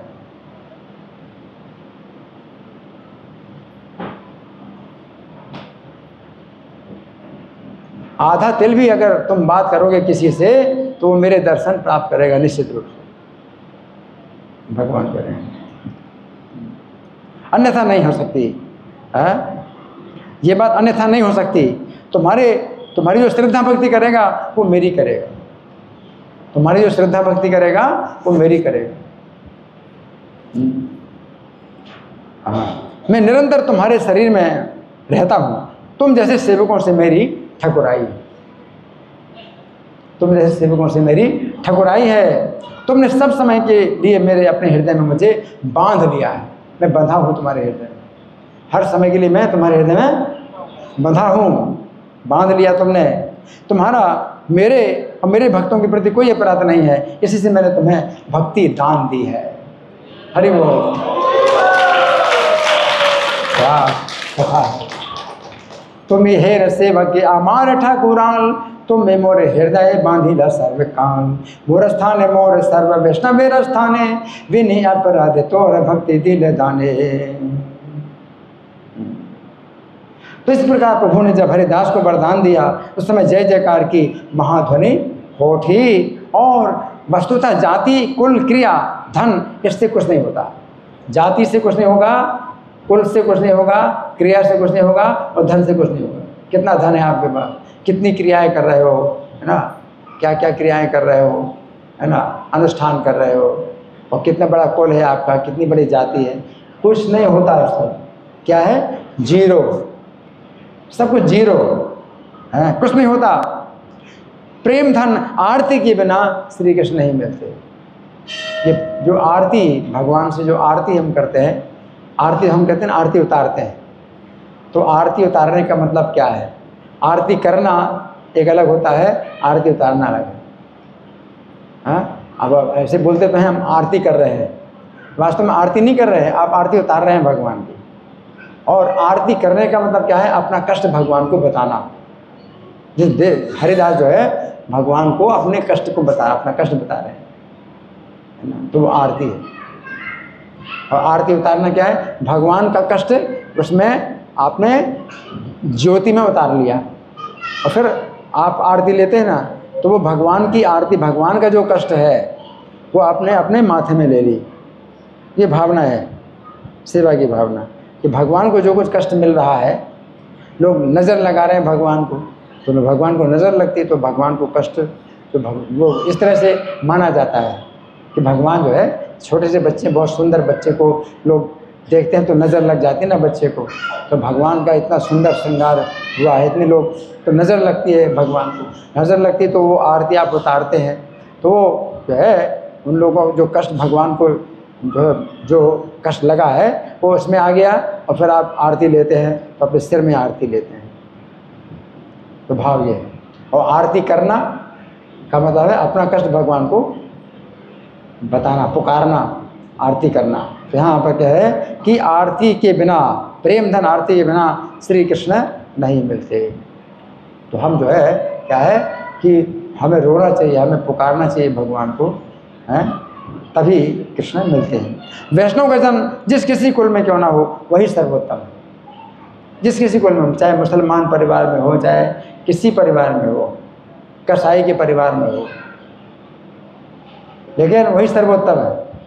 तो वैष्णव ने जन्म लिया है तो उसका जन्म सर्वोत्तम है, वही सर्वोत्तम है, ये सभी शास्त्र कहते हैं। इसका प्रमाण ये है कि मुसलमान हरिदास ने प्रभु का वो स्वरूप देखा जो ब्रह्मा आदि देवताओं को भी दुर्लभ है। मुसलमान दुर्लभ है। अतः जो पापी वैष्णवों की जाति देखता है, जो पापी वैष्णवों की जाति देखता है, वो जन्म जन्म तक नीच योनियों में जन्मता मरता है। हरिदास की स्तुति और महाप्रभु का वरदान जो इसको सुनेंगे। हरिदास ने क्या स्तुति की, सुना, महाप्रभु ने वरदान दिया, वो जो सुनेंगे, है ना। तो सुना आपने, सुना तो अब और सुनो क्या होगा। क्या होगा? करंट मिलेगा, बहुत बड़ा खतरा है। क्या है? जो लोग सुनेंगे, श्री हरिदास की स्तुति और महाप्रभु का वरदान, जो इसे सुनेंगे अवश्य ही श्री कृष्ण प्रेम धन पाएंगे।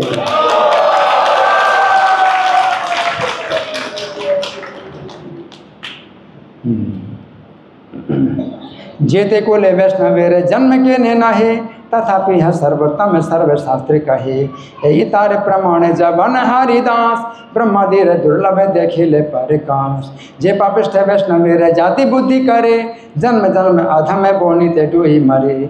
हरिदास स्तुति बारे सुने जय जन, अवश्य मिली बेतार कृष्ण प्रेम धन। कृष्ण प्रेम धन प्राप्त होगा। ये वचन मेरे नहीं है, ये वृंदावन दास साहब करें, ये वचन मेरे नहीं है, सब शास्त्र यही कहते हैं। क्या? सब शास्त्र यही कहते हैं कि भक्त की कथा सुनने से भगवान श्री कृष्ण में भक्ति होती है। भक्ति कथा सुनने से भगवान श्री कृष्ण में भक्ति होती है। महाभक्त हरिदास की जय हो, जय हो, जय हो, जय हो, जय हो। श्री हरिदास के स्मरण से सब पापों का क्षय हो जाता है। उस समय कोई बोले हरिदास जी तो मानो ब्रह्मा ही है, सब भक्त जो है बोले हरिदास तो मानो ब्रह्मा ही है। कोई बोले ये तो मानो प्रहलाद जी की दूसरी मूर्ति हैं। किंतु इसमें सब एक मत है कि हरिदास जी महाभागवत हैं, महाभागवत हैं। श्री चैतन्य गोष्ठी में नित्य विलास किया करते हैं। हरिदास जी जैसे भक्तों का संग करने के लिए ब्रह्मा शिव भी नित्य उत्सुक रहते हैं। ब्रह्मा शंकर भी हरिदास जैसे भक्त का संग करने के लिए नित्य उत्सुक रहते हैं। देवता लोग हरिदास के स्पर्श की चाहना करते हैं। देवता लोग क्या चाहते हैं? हरिदास का स्पर्श अगर मिल जाए तो हमारी बड़ी रक्षा हो जाएगी। और गंगा जी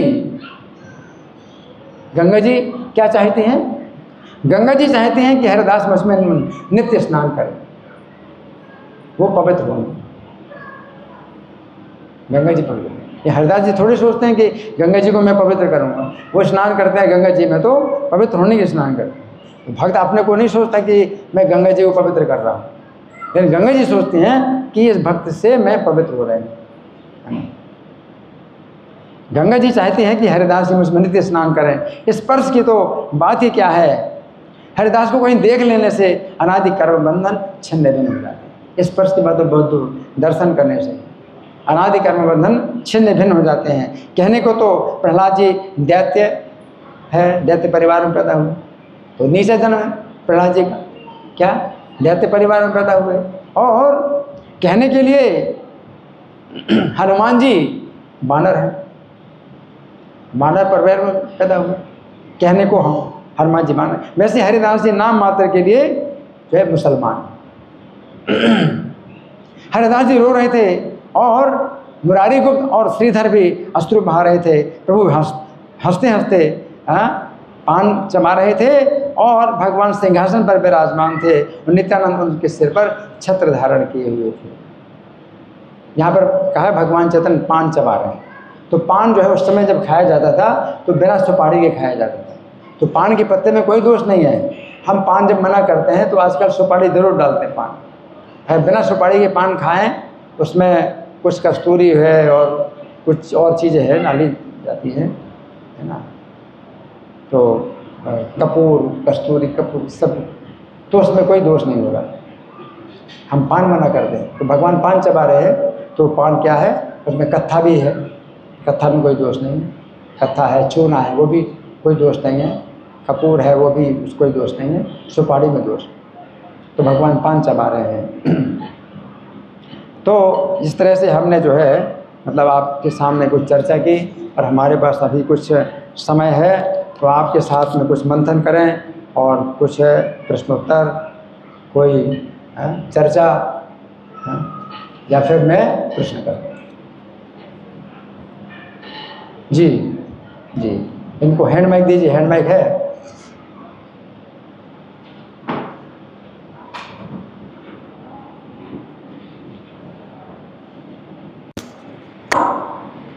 इन्हें देना था।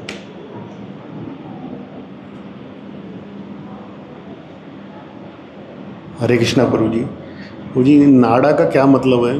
नाड़ा, हाँ, इनका अच्छा प्रश्न है। भगवान कहते हैं अद्वैत को नाड़ा, तो नाड़ा का मतलब है बूढ़ा। वो बूढ़े हैं, चैतन्य महाप्रभु से 52 साल बड़े हैं, ठीक है ना। जब भगवान चैतन्य 24 साल के थे जिस समय ये सब लीलाएं कर रहे हैं, तो भगवान 23 साल के हैं। 23 साल में 52 और जोड़ो, कितना होगा?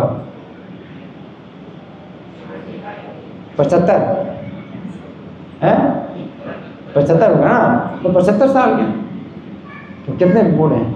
जहाँ भगवान 23 साल के हैं, वो अद्वैत 75 साल के। भगवान ने श्रीवास को और अद्वैत को ये वरदान दिया कि आपको बुढ़ापे की कोई बाधा नहीं होगी, बुढ़ापे की कोई बाधा नहीं होगी।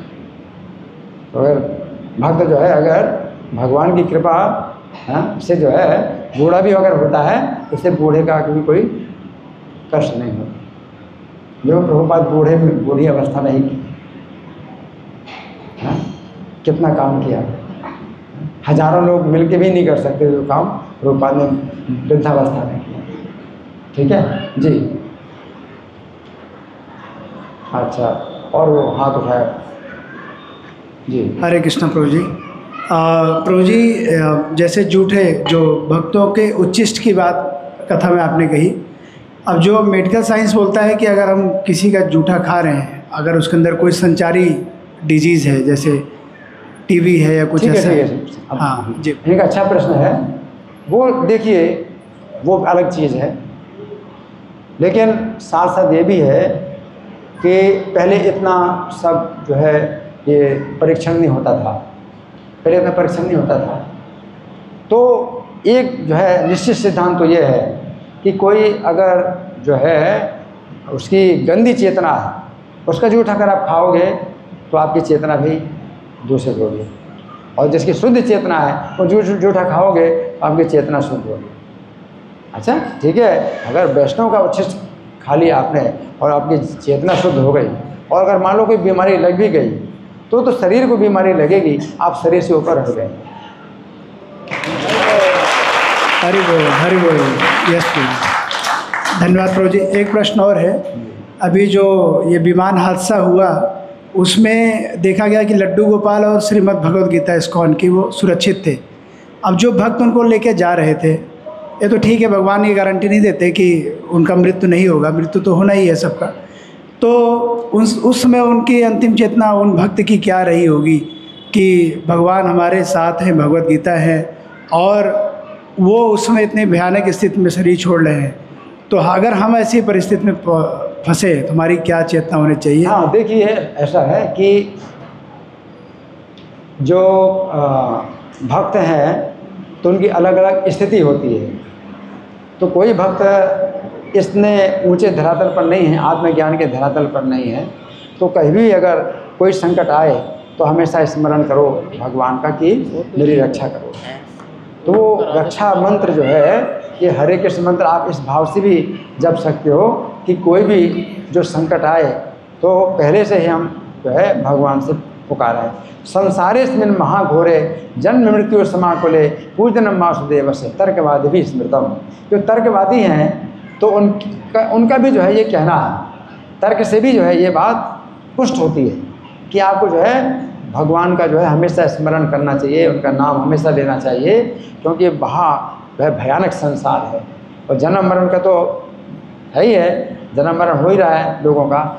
असीमित कष्ट है मरण का, असीमित कष्ट है जन्म का, और असीमित कष्ट बुढ़ापे का, असीमित कष्ट बीमारी का, असीमित कष्टों से भरा हुआ है। इसलिए हर समय आप जो है नाम लीजिए, और क्या नाम लीजिए कि आप रक्षा करो मेरी रक्षा करो। आप कोई भी अनिष्ट, आप थोड़ा सा भी कष्ट नहीं चाहते कि थोड़ा सा पिन लगे आपके उंगली में, वो भी आप नहीं चाहते, है ना। तो छोटा सा भी कष्ट आप नहीं चाहते। तो ऐसे में आप भगवान को मत भूलो, आप भगवान को याद करो कि मुझे कोई कष्ट ना मिले। तो इसलिए कामनाओं के द्वारा जो है आपका ज्ञान हरण हो जाता है कि भाई मुझे ये चाहिए, मुझे वो चाहिए, है ना। तो अगर आप इस तरह से भी भगवान को मांगते हैं भगवान से कि मुझे ये चाहिए वो चाहिए भौतिक कामना से, वो भी अच्छा है कि आप भक्ति करो, किसी कारण से भक्ति करो। लेकिन आपको अगर नहीं मिलता तो उसको भगवान को नहीं छोड़ना, क्योंकि भगवान जो है अगर आपको जो है वो आपकी इच्छा के अनुसार कोई नहीं देते हैं तो भी रक्षा करने वाले तो वही हैं। जैसे कि बच्चा है, माँ से कुछ मांगता है तो माँ कुछ देती है, कोई चीज़ नहीं देती, और कभी डांट देती है तो रोता है बच्चा, लेकिन माँ को छोड़ के कहाँ जाएगा, कहाँ जाएगा, माँ को छोड़ कहाँ जाएगा। उसी प्रकार से भगवान को छोड़ना नहीं, तो वो उदार कहलाते हैं। भगवान कहते हैं कि ये सभी पुण्यात्मा है, कोई कष्ट में भगवान को याद करता है, आर्तो जिज्ञासुर कोई जिज्ञासा में जो है भजन करता है, ये सत्संग सुनते हैं तो जिज्ञासा है। अर्थार्थी कोई और भी कामना है, कुछ सही गलत कोई भी कामना हो तो वो भी अर्थार्थी है। और कोई ज्ञानी है, जन्म मरण से छूटना चाहता है तो वो ज्ञानी है। तो सभी उदार है। तो भगवान उदार क्यों कह रहे हैं? उदार इसलिए कह रहे हैं कि भगवान को याद कर रहे हैं, और अगर उनकी इच्छा नहीं पूरी होती है तो भी भगवान को छोड़े नहीं, तो वो जो है उदार कहलाता है। उदारा सर्वे। लेकिन जो ऐसे असुर होते हैं जो उदार नहीं होते, कृपण होते, तो वो क्या सोचते हैं कि देखो मुझे तो ऐसा देवता चाहिए जो जल्दी खुश हो जाए, मुझे वरदान दे दे, और भगवान तो जल्दी खुश होंगे और हमारी मनमानी इच्छाएं पूरी नहीं करेंगे, तो वो भगवान को छोड़ दे। काम में ज्ञान प्रपद्यन्ते अन्य देवता, अन्य देवताओं की शरण लेते हैं, कामनाओं के द्वारा ज्ञान हरण हो गया, उनकी कामनाओं में ज्ञान हरण हो गया। क्या ज्ञान?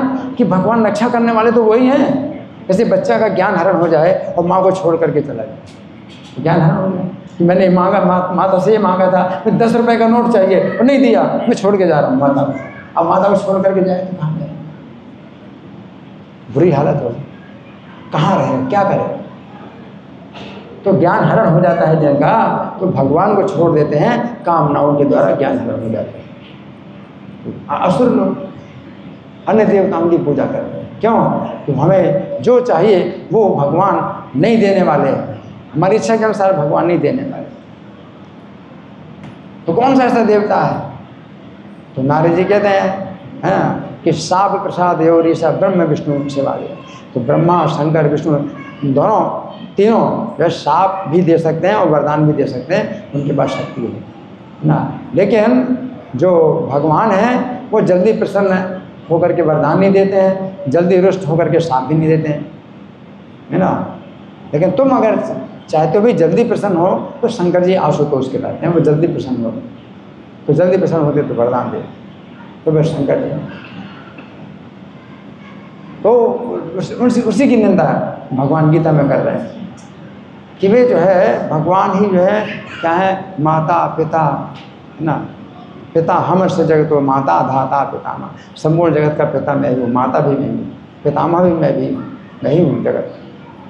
सहृदम सर्वभूत, सबका हृदय में सहृदय में हूँ। अब तुम जो चाहते हो अगर भगवान नहीं देते हैं तो तुम्हारे हित में ही वो नहीं दे रहे हैं कोई चीज़, हित ऐसे हैं। सुहृद सब प्राणियों के सुहृद। तो जो उदार हैं वो इस बात पर विश्वास करते हैं, भगवान अगर मेरा कष्ट नहीं दूर किया, कोई कष्ट में भगवान को पुकारा, वो कष्ट दूर नहीं हुआ, या कुछ कष्ट दूर हुआ, कुछ कष्ट दूर नहीं हुआ, या बिल्कुल कष्ट दूर नहीं हुआ, हाँ, तो वो छोड़ता नहीं है। तो भगवान कहते उदार, छोड़ता नहीं। क्यों? क्योंकि आगे और हमेशा के लिए जो है रक्षा करने वाले तो वही, और कौन है रक्षा करने वाले? अगला जीवन मिलेगा, अगला शरीर मिलेगा, कहाँ मिलेगा, कीड़ा मकोड़ा क्या क्या बनेंगे, कैसे होंगे, रक्षा करने वाले तो वही। इसलिए उदार है। इसलिए उदारता है ये कि आपकी इच्छा के अनुसार भगवान ने नहीं दिया, ये इच्छा करते हो तो उसमें मना नहीं है कि इच्छा करते हो, क्योंकि इच्छा जो है अब अशुद्ध है, हृदय है, अशुद्ध इच्छाएँ होती हैं, तो उसमें मना नहीं कर सकते अशुद्ध इच्छाएँ मत करो। इच्छाएँ तो होगी, अगर भगवान से नहीं मांगोगे तो दुनिया की खुशामद करो। अशुद्ध इच्छाएँ पूरी करने के लिए फिर इसकी खुशामद करो, किसी खुशामद करो या किसी देवता के पास जाओ, उससे अच्छा भगवान से मांगो। तो भगवान से मांगने से क्या होगा कि आप कम से कम भगवान से जुड़े तो रहोगे। भगवान से जुड़ने का एक जो कारण तो बन गया कि आप भगवान से जुड़ गए। जैसे बच्चा माता से कुछ मांगता है तो माता सोचती चलो मेरे से कुछ मांग रहा है ना, तो वो नहीं देती है, कुछ देती है, कुछ नहीं देती है, लेकिन वो जो है मांग रहा है तो माता को अच्छा लगता है कि हाँ मुझसे मांग तो रहा है। भगवान को अच्छा लगता है, सही गलत जो कुछ भी मांग हो, आप अगर मांगते हैं भगवान से तो भगवान कहते हैं चलो किसी कारण से मेरे निकट तो आ रहा है ये। तो भगवान से दूर जाना ठीक नहीं कि गलत आपकी इच्छाएँ हैं तो भगवान से जो है आप छोड़ करके इससे मांगोगे, उससे मांगोगे, उससे, ठीक है ना जी। हरे कृष्णा प्रभु जी, सादा प्रणाम। हाँ जी, thank you Prabhu ji for this amazing lecture. Prabhu ji एक से कहाँ पर हैं आप? इधर। हाँ प्रभु जी क्षमा कीजिएगा अगर प्रश्न में त्रुटि हो तो। प्रभु जी जैसे यहाँ टेंपल में भी सुना है सीनियर वैष्णवों से कि हमें दो दृष्टि ना रख के ये सोचना चाहिए कि हमें शिक्षा क्या मिल रही है। जैसे अभी ब्रह्मा जी का भी मतलब वो मुसलमान के घर में प्रकट हुए और गज के वेश में इंद्र महाराज जी हुए। तो प्रभु जी डे टू डे लाइफ में हम कैसे प्रैक्टिस करें थोड़ा एक्स्ट्रा कॉन्शियस रह के कि ऐसे पतन से हो जाए। आपने क्या कहा? ब्रह्मा जी मुसलमान परिवार में पैदा हुए हैं, मतलब जो हरिदास ठाकुर के लिए। जी जी प्रभु जी। हरिदास ब्रह्मा जी, हाँ ऐसा कहा जाता है कि ब्रह्मा जी, खैर जो भी हो उसमें कई बातें बताई गई हरिदास ठाकुर के बारे में। तो कुछ भी हो, अगर ब्रह्मा जी हुई जन्म में तो आपका, और फिर दूसरा आपने क्या कहा? इंद्र महाराज जी की हाथी के वेश में गजेंद्र बन के उन्होंने हालांकि प्रार्थना की भगवान से। महाराज, हाँ वो दूसरे इंद्रदुम्न महाराज। एक इंद्रदुम्न महाराज थे जिन्होंने जगन्नाथ जी की स्थापना की। हाँ एक दूसरे इंद्रदुम्न थे तो वो हाथी की योनि में आ गए। हाँ तो क्या प्रभु जी हम अपनी डे टू लाइफ में कैसे प्रैक्टिस करें, थोड़ा एक्स्ट्रा कॉन्शियस रहें कि ऐसे हम बचे रह सकें इन चीज़ से ना। हाँ देखिए, इसमें हमारी प्रार्थना ये होना चाहिए कि अगर हमारा जन्म अगर ऐसा हो भी जाए, कहीं भी कीड़े मकोड़े कोई भी जन्म हो, दिव्यवा भविवा ममास्तु वासो, इसमें हमारा कोई जो है शिकायत नहीं है। हमारा निवास जो है चाहे स्वर्ग में हो और चाहे पृथ्वी में हो और चाहे नरक में, हमें कोई शिकायत नहीं। दिव्यवा भविवा ममास्तु वासो नरके व नरकांतक प्रकामम, ये मेरी जो प्रकृष्ट कामना है वो ये है, अवधूरित सारदार बिंदो चरणों ते मरणे विचिंतयामि, कि जो आपके चरण कमल हैं उनको मरण काल तक मैं चिंतन करूं। और भक्तिविनोद ठाकुर क्या कहते हैं? कीट जन्म है, क्या है वो? ब्रह्मा का जन्म नहीं चाहिए मुझे, कीड़े का जन्म भी जो है जो आपका स्मरण करे, या क्या है? कीट जन्म,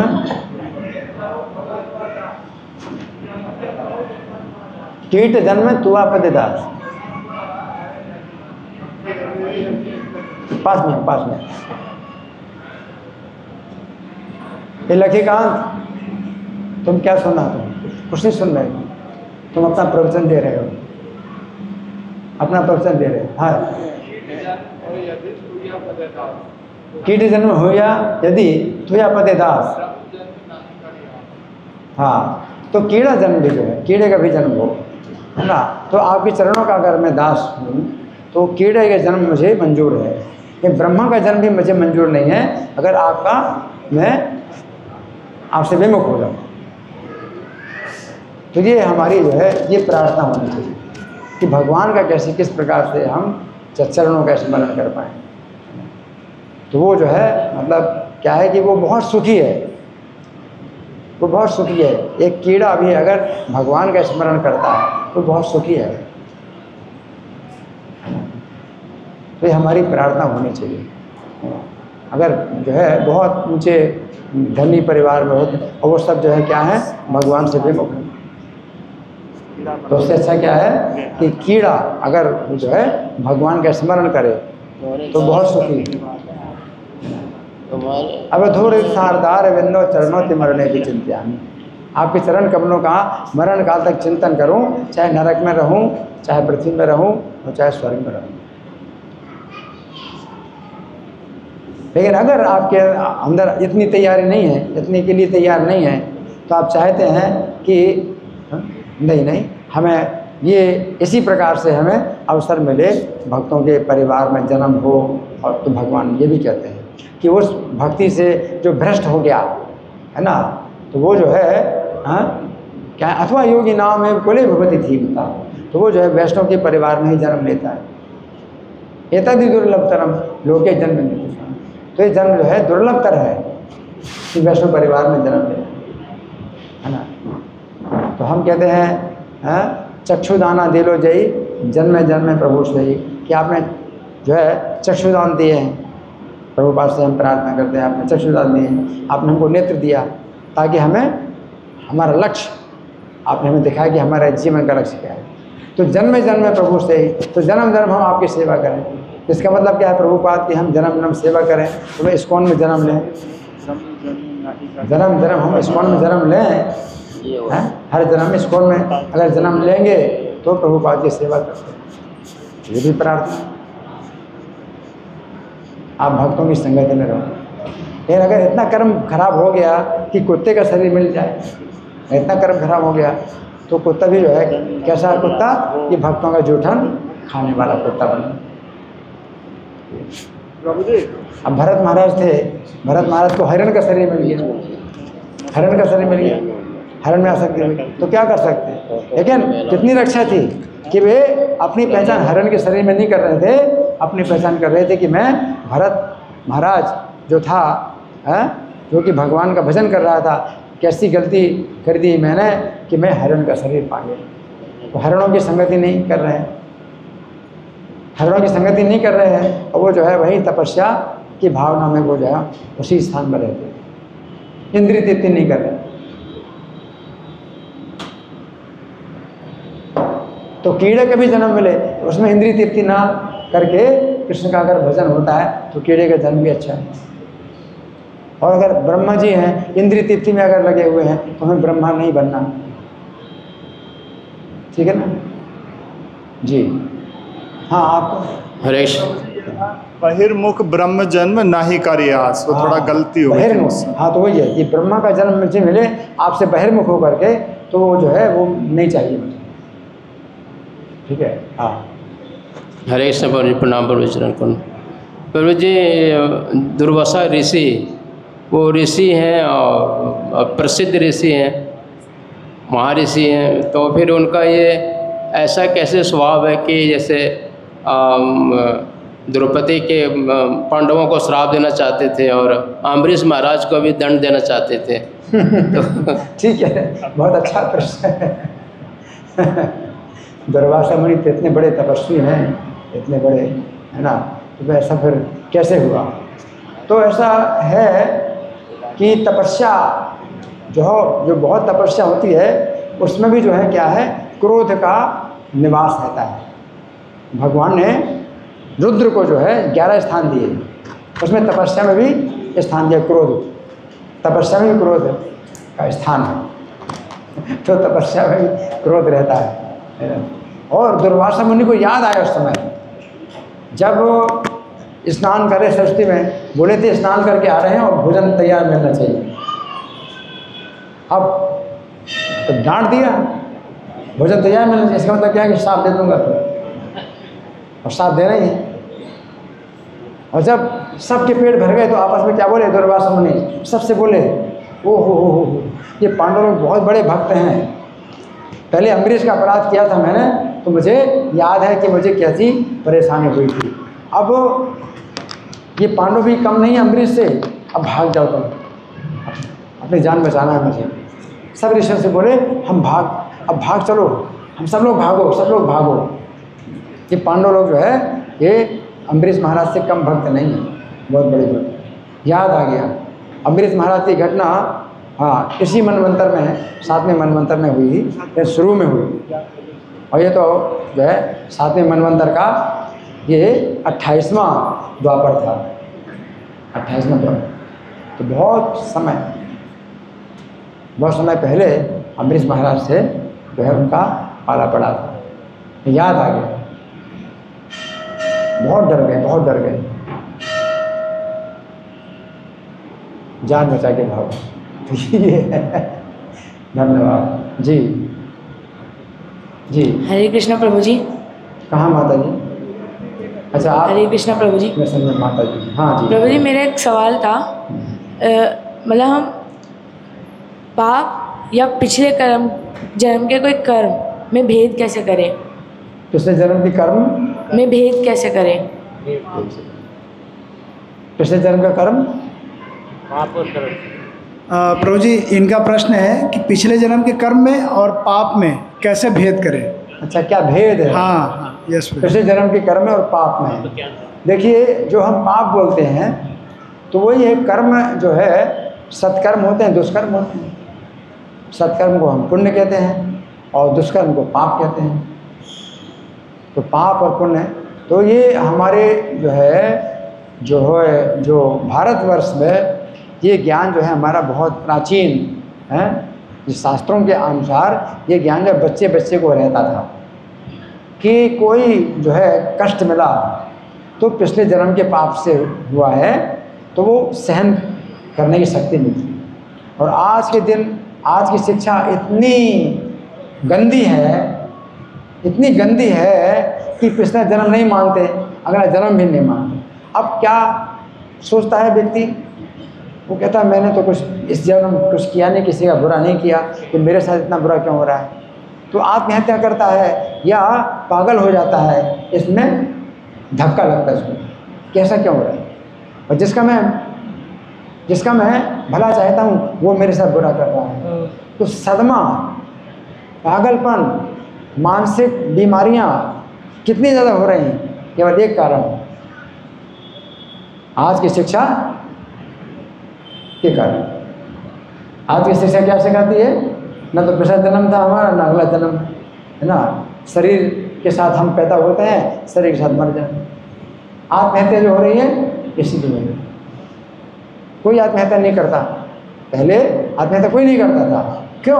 आत्महत्या करेंगे तो और ज़्यादा हमें दंड भोगना पड़ेगा, क्योंकि अपनी हत्या तो हो नहीं सकती, आत्मा की हत्या तो हो नहीं सकती, तो और दंड भोगना पड़ेगा।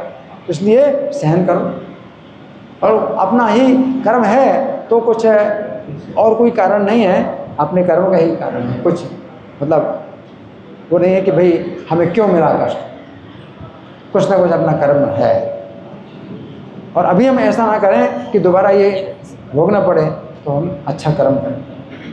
ये सामान्य ज्ञान जो है पहले था, ठीक है ना। आपके प्रश्न का उत्तर हो गया जी? हरे कृष्ण महाराज जी। हाँ जी। हरे कृष्ण महाराज जी, सादर प्रणाम। हाँ जी। हमारा हृदय भक्ति के प्रति उत्साह से भरने के लिए बहुत बहुत धन्यवाद प्रभु जी।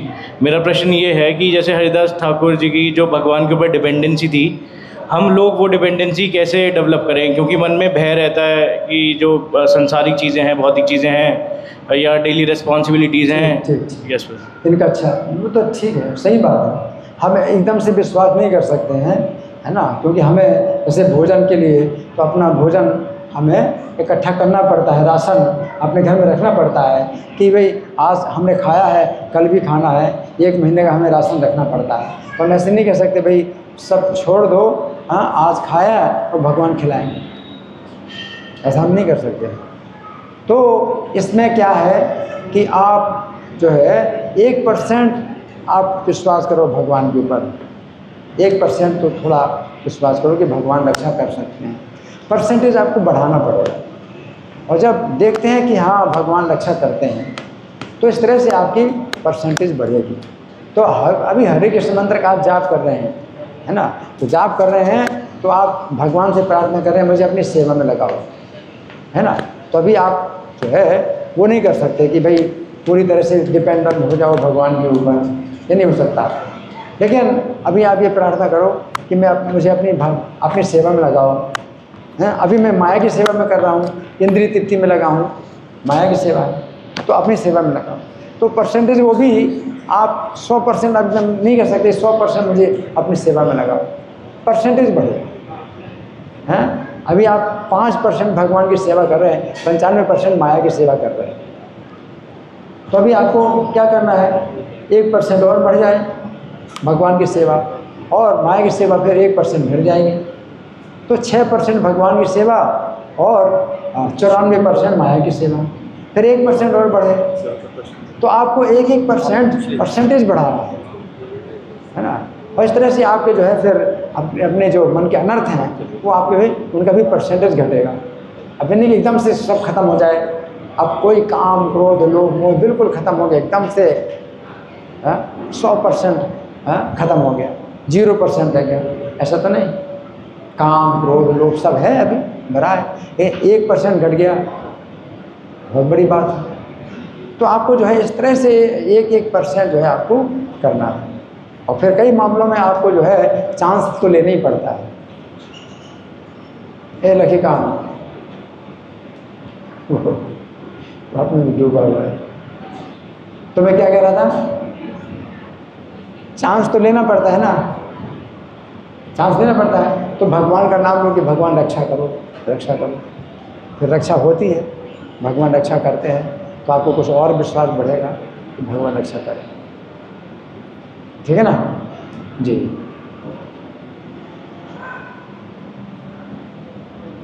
हरे कृष्णा प्रभु जी, हरे कृष्णा प्रभु जी, धन्यवाद।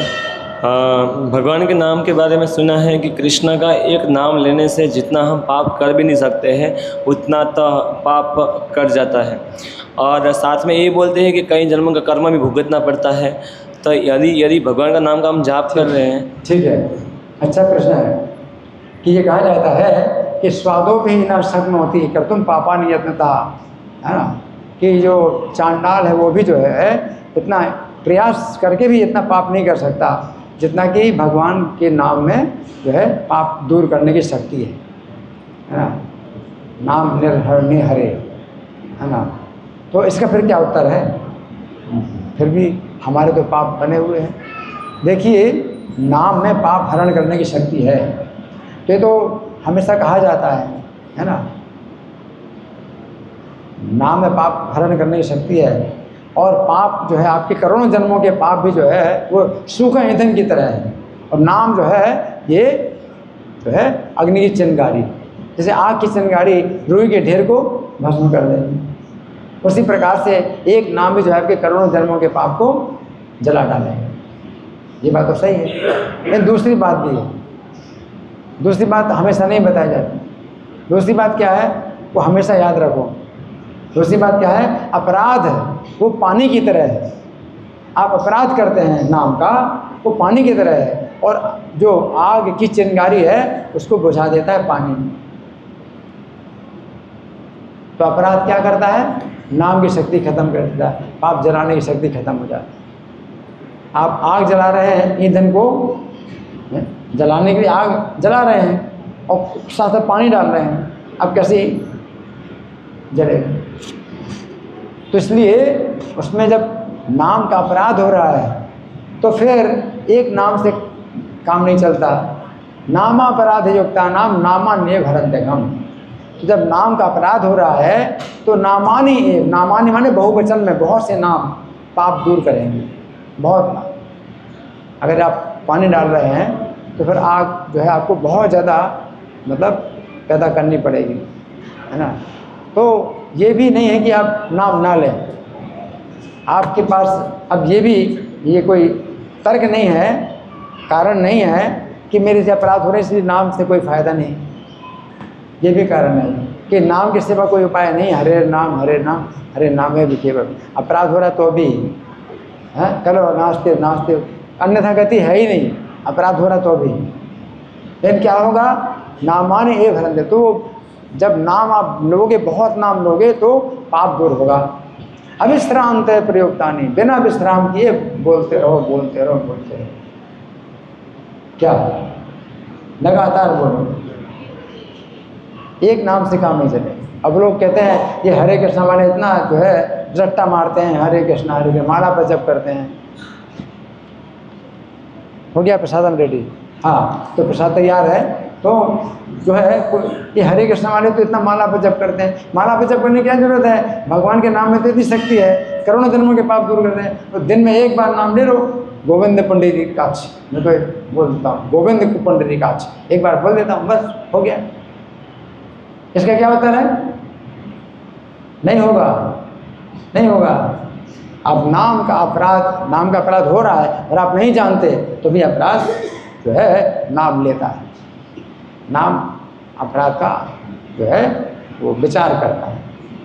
तो नाम ऐसी आग तो ऐसी है कि भाई आप चाहे जैसे हाथ डालो तो जलाएगी।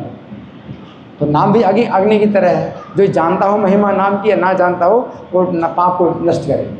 लेकिन अपराध का नाम विचार करता है, अग्नि में वो चीज़ नहीं। अपराधों के बारे में नाम जो है बहुत सचेत रहता है कि भाई अपराध हो रहा है। और वैष्णव निंदा, अब वैष्णव निंदा कर रहे हैं और बड़े प्रेम से कहते हैं हरे कृष्णा कृष्णा कृष्णा। हमने तो एक माला जाप कर ली, अब क्या जो 16 माला जाप करने क्या जो है हरे कृष्णा कृष्णा। खूब हृदय से क्वालिटी, बहुत बढ़िया क्वालिटी में जाप किया है। और वैष्णव निंदा, वैष्णव से नफरत, वैष्णव से द्वेष करना, वो सब चल रहा है। तो क्या होगा? अब नाम काम नहीं कर रहा।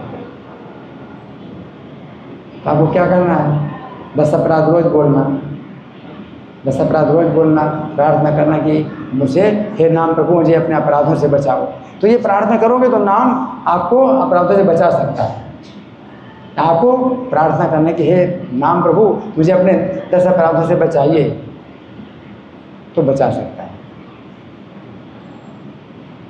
प्रार्थना करो नाम प्रभु से, 10 अपराध रोज बोलो।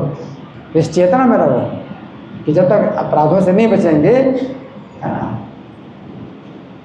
तो आप जानते हैं नहीं जानते अपराध को, लेकिन वो नाम जो है क्या है काम नहीं करेगा, अपराध हो रहा है। इसलिए अनजाने में भी अपराध ना हो, हे नाम प्रभु अनजाने भी मुझे आपका अपराध ना हो, आप ऐसे कृपा करो, मुझे बचाओ अपराध। ठीक है। और एक प्रश्न आ रहा था कि जैसे मैंने सुना है कि जो भगवान का भक्त होता है उनका दुर्घटना नहीं घटती है, तो मैंने वह सुना है कि ये जो विमान एयरप्लेन बोले। ठीक है बस हो गया। अब बाद में अलग से प्रश्न कर लेना।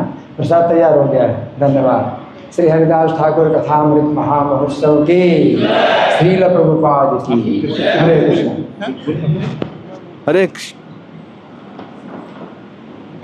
हरे कृष्णा। तो हम प्रभु जी का धन्यवाद करेंगे। प्रभु जी ने कितने सरल तरीके से इतना गूढ़ ज्ञान हमको दिया, और निवेदन करेंगे प्रभु जी से, प्रभु जी आप बार बार आइए, हमारा मार्गदर्शन करिए, हमको आपके उपदेशों की ज़रूरत है।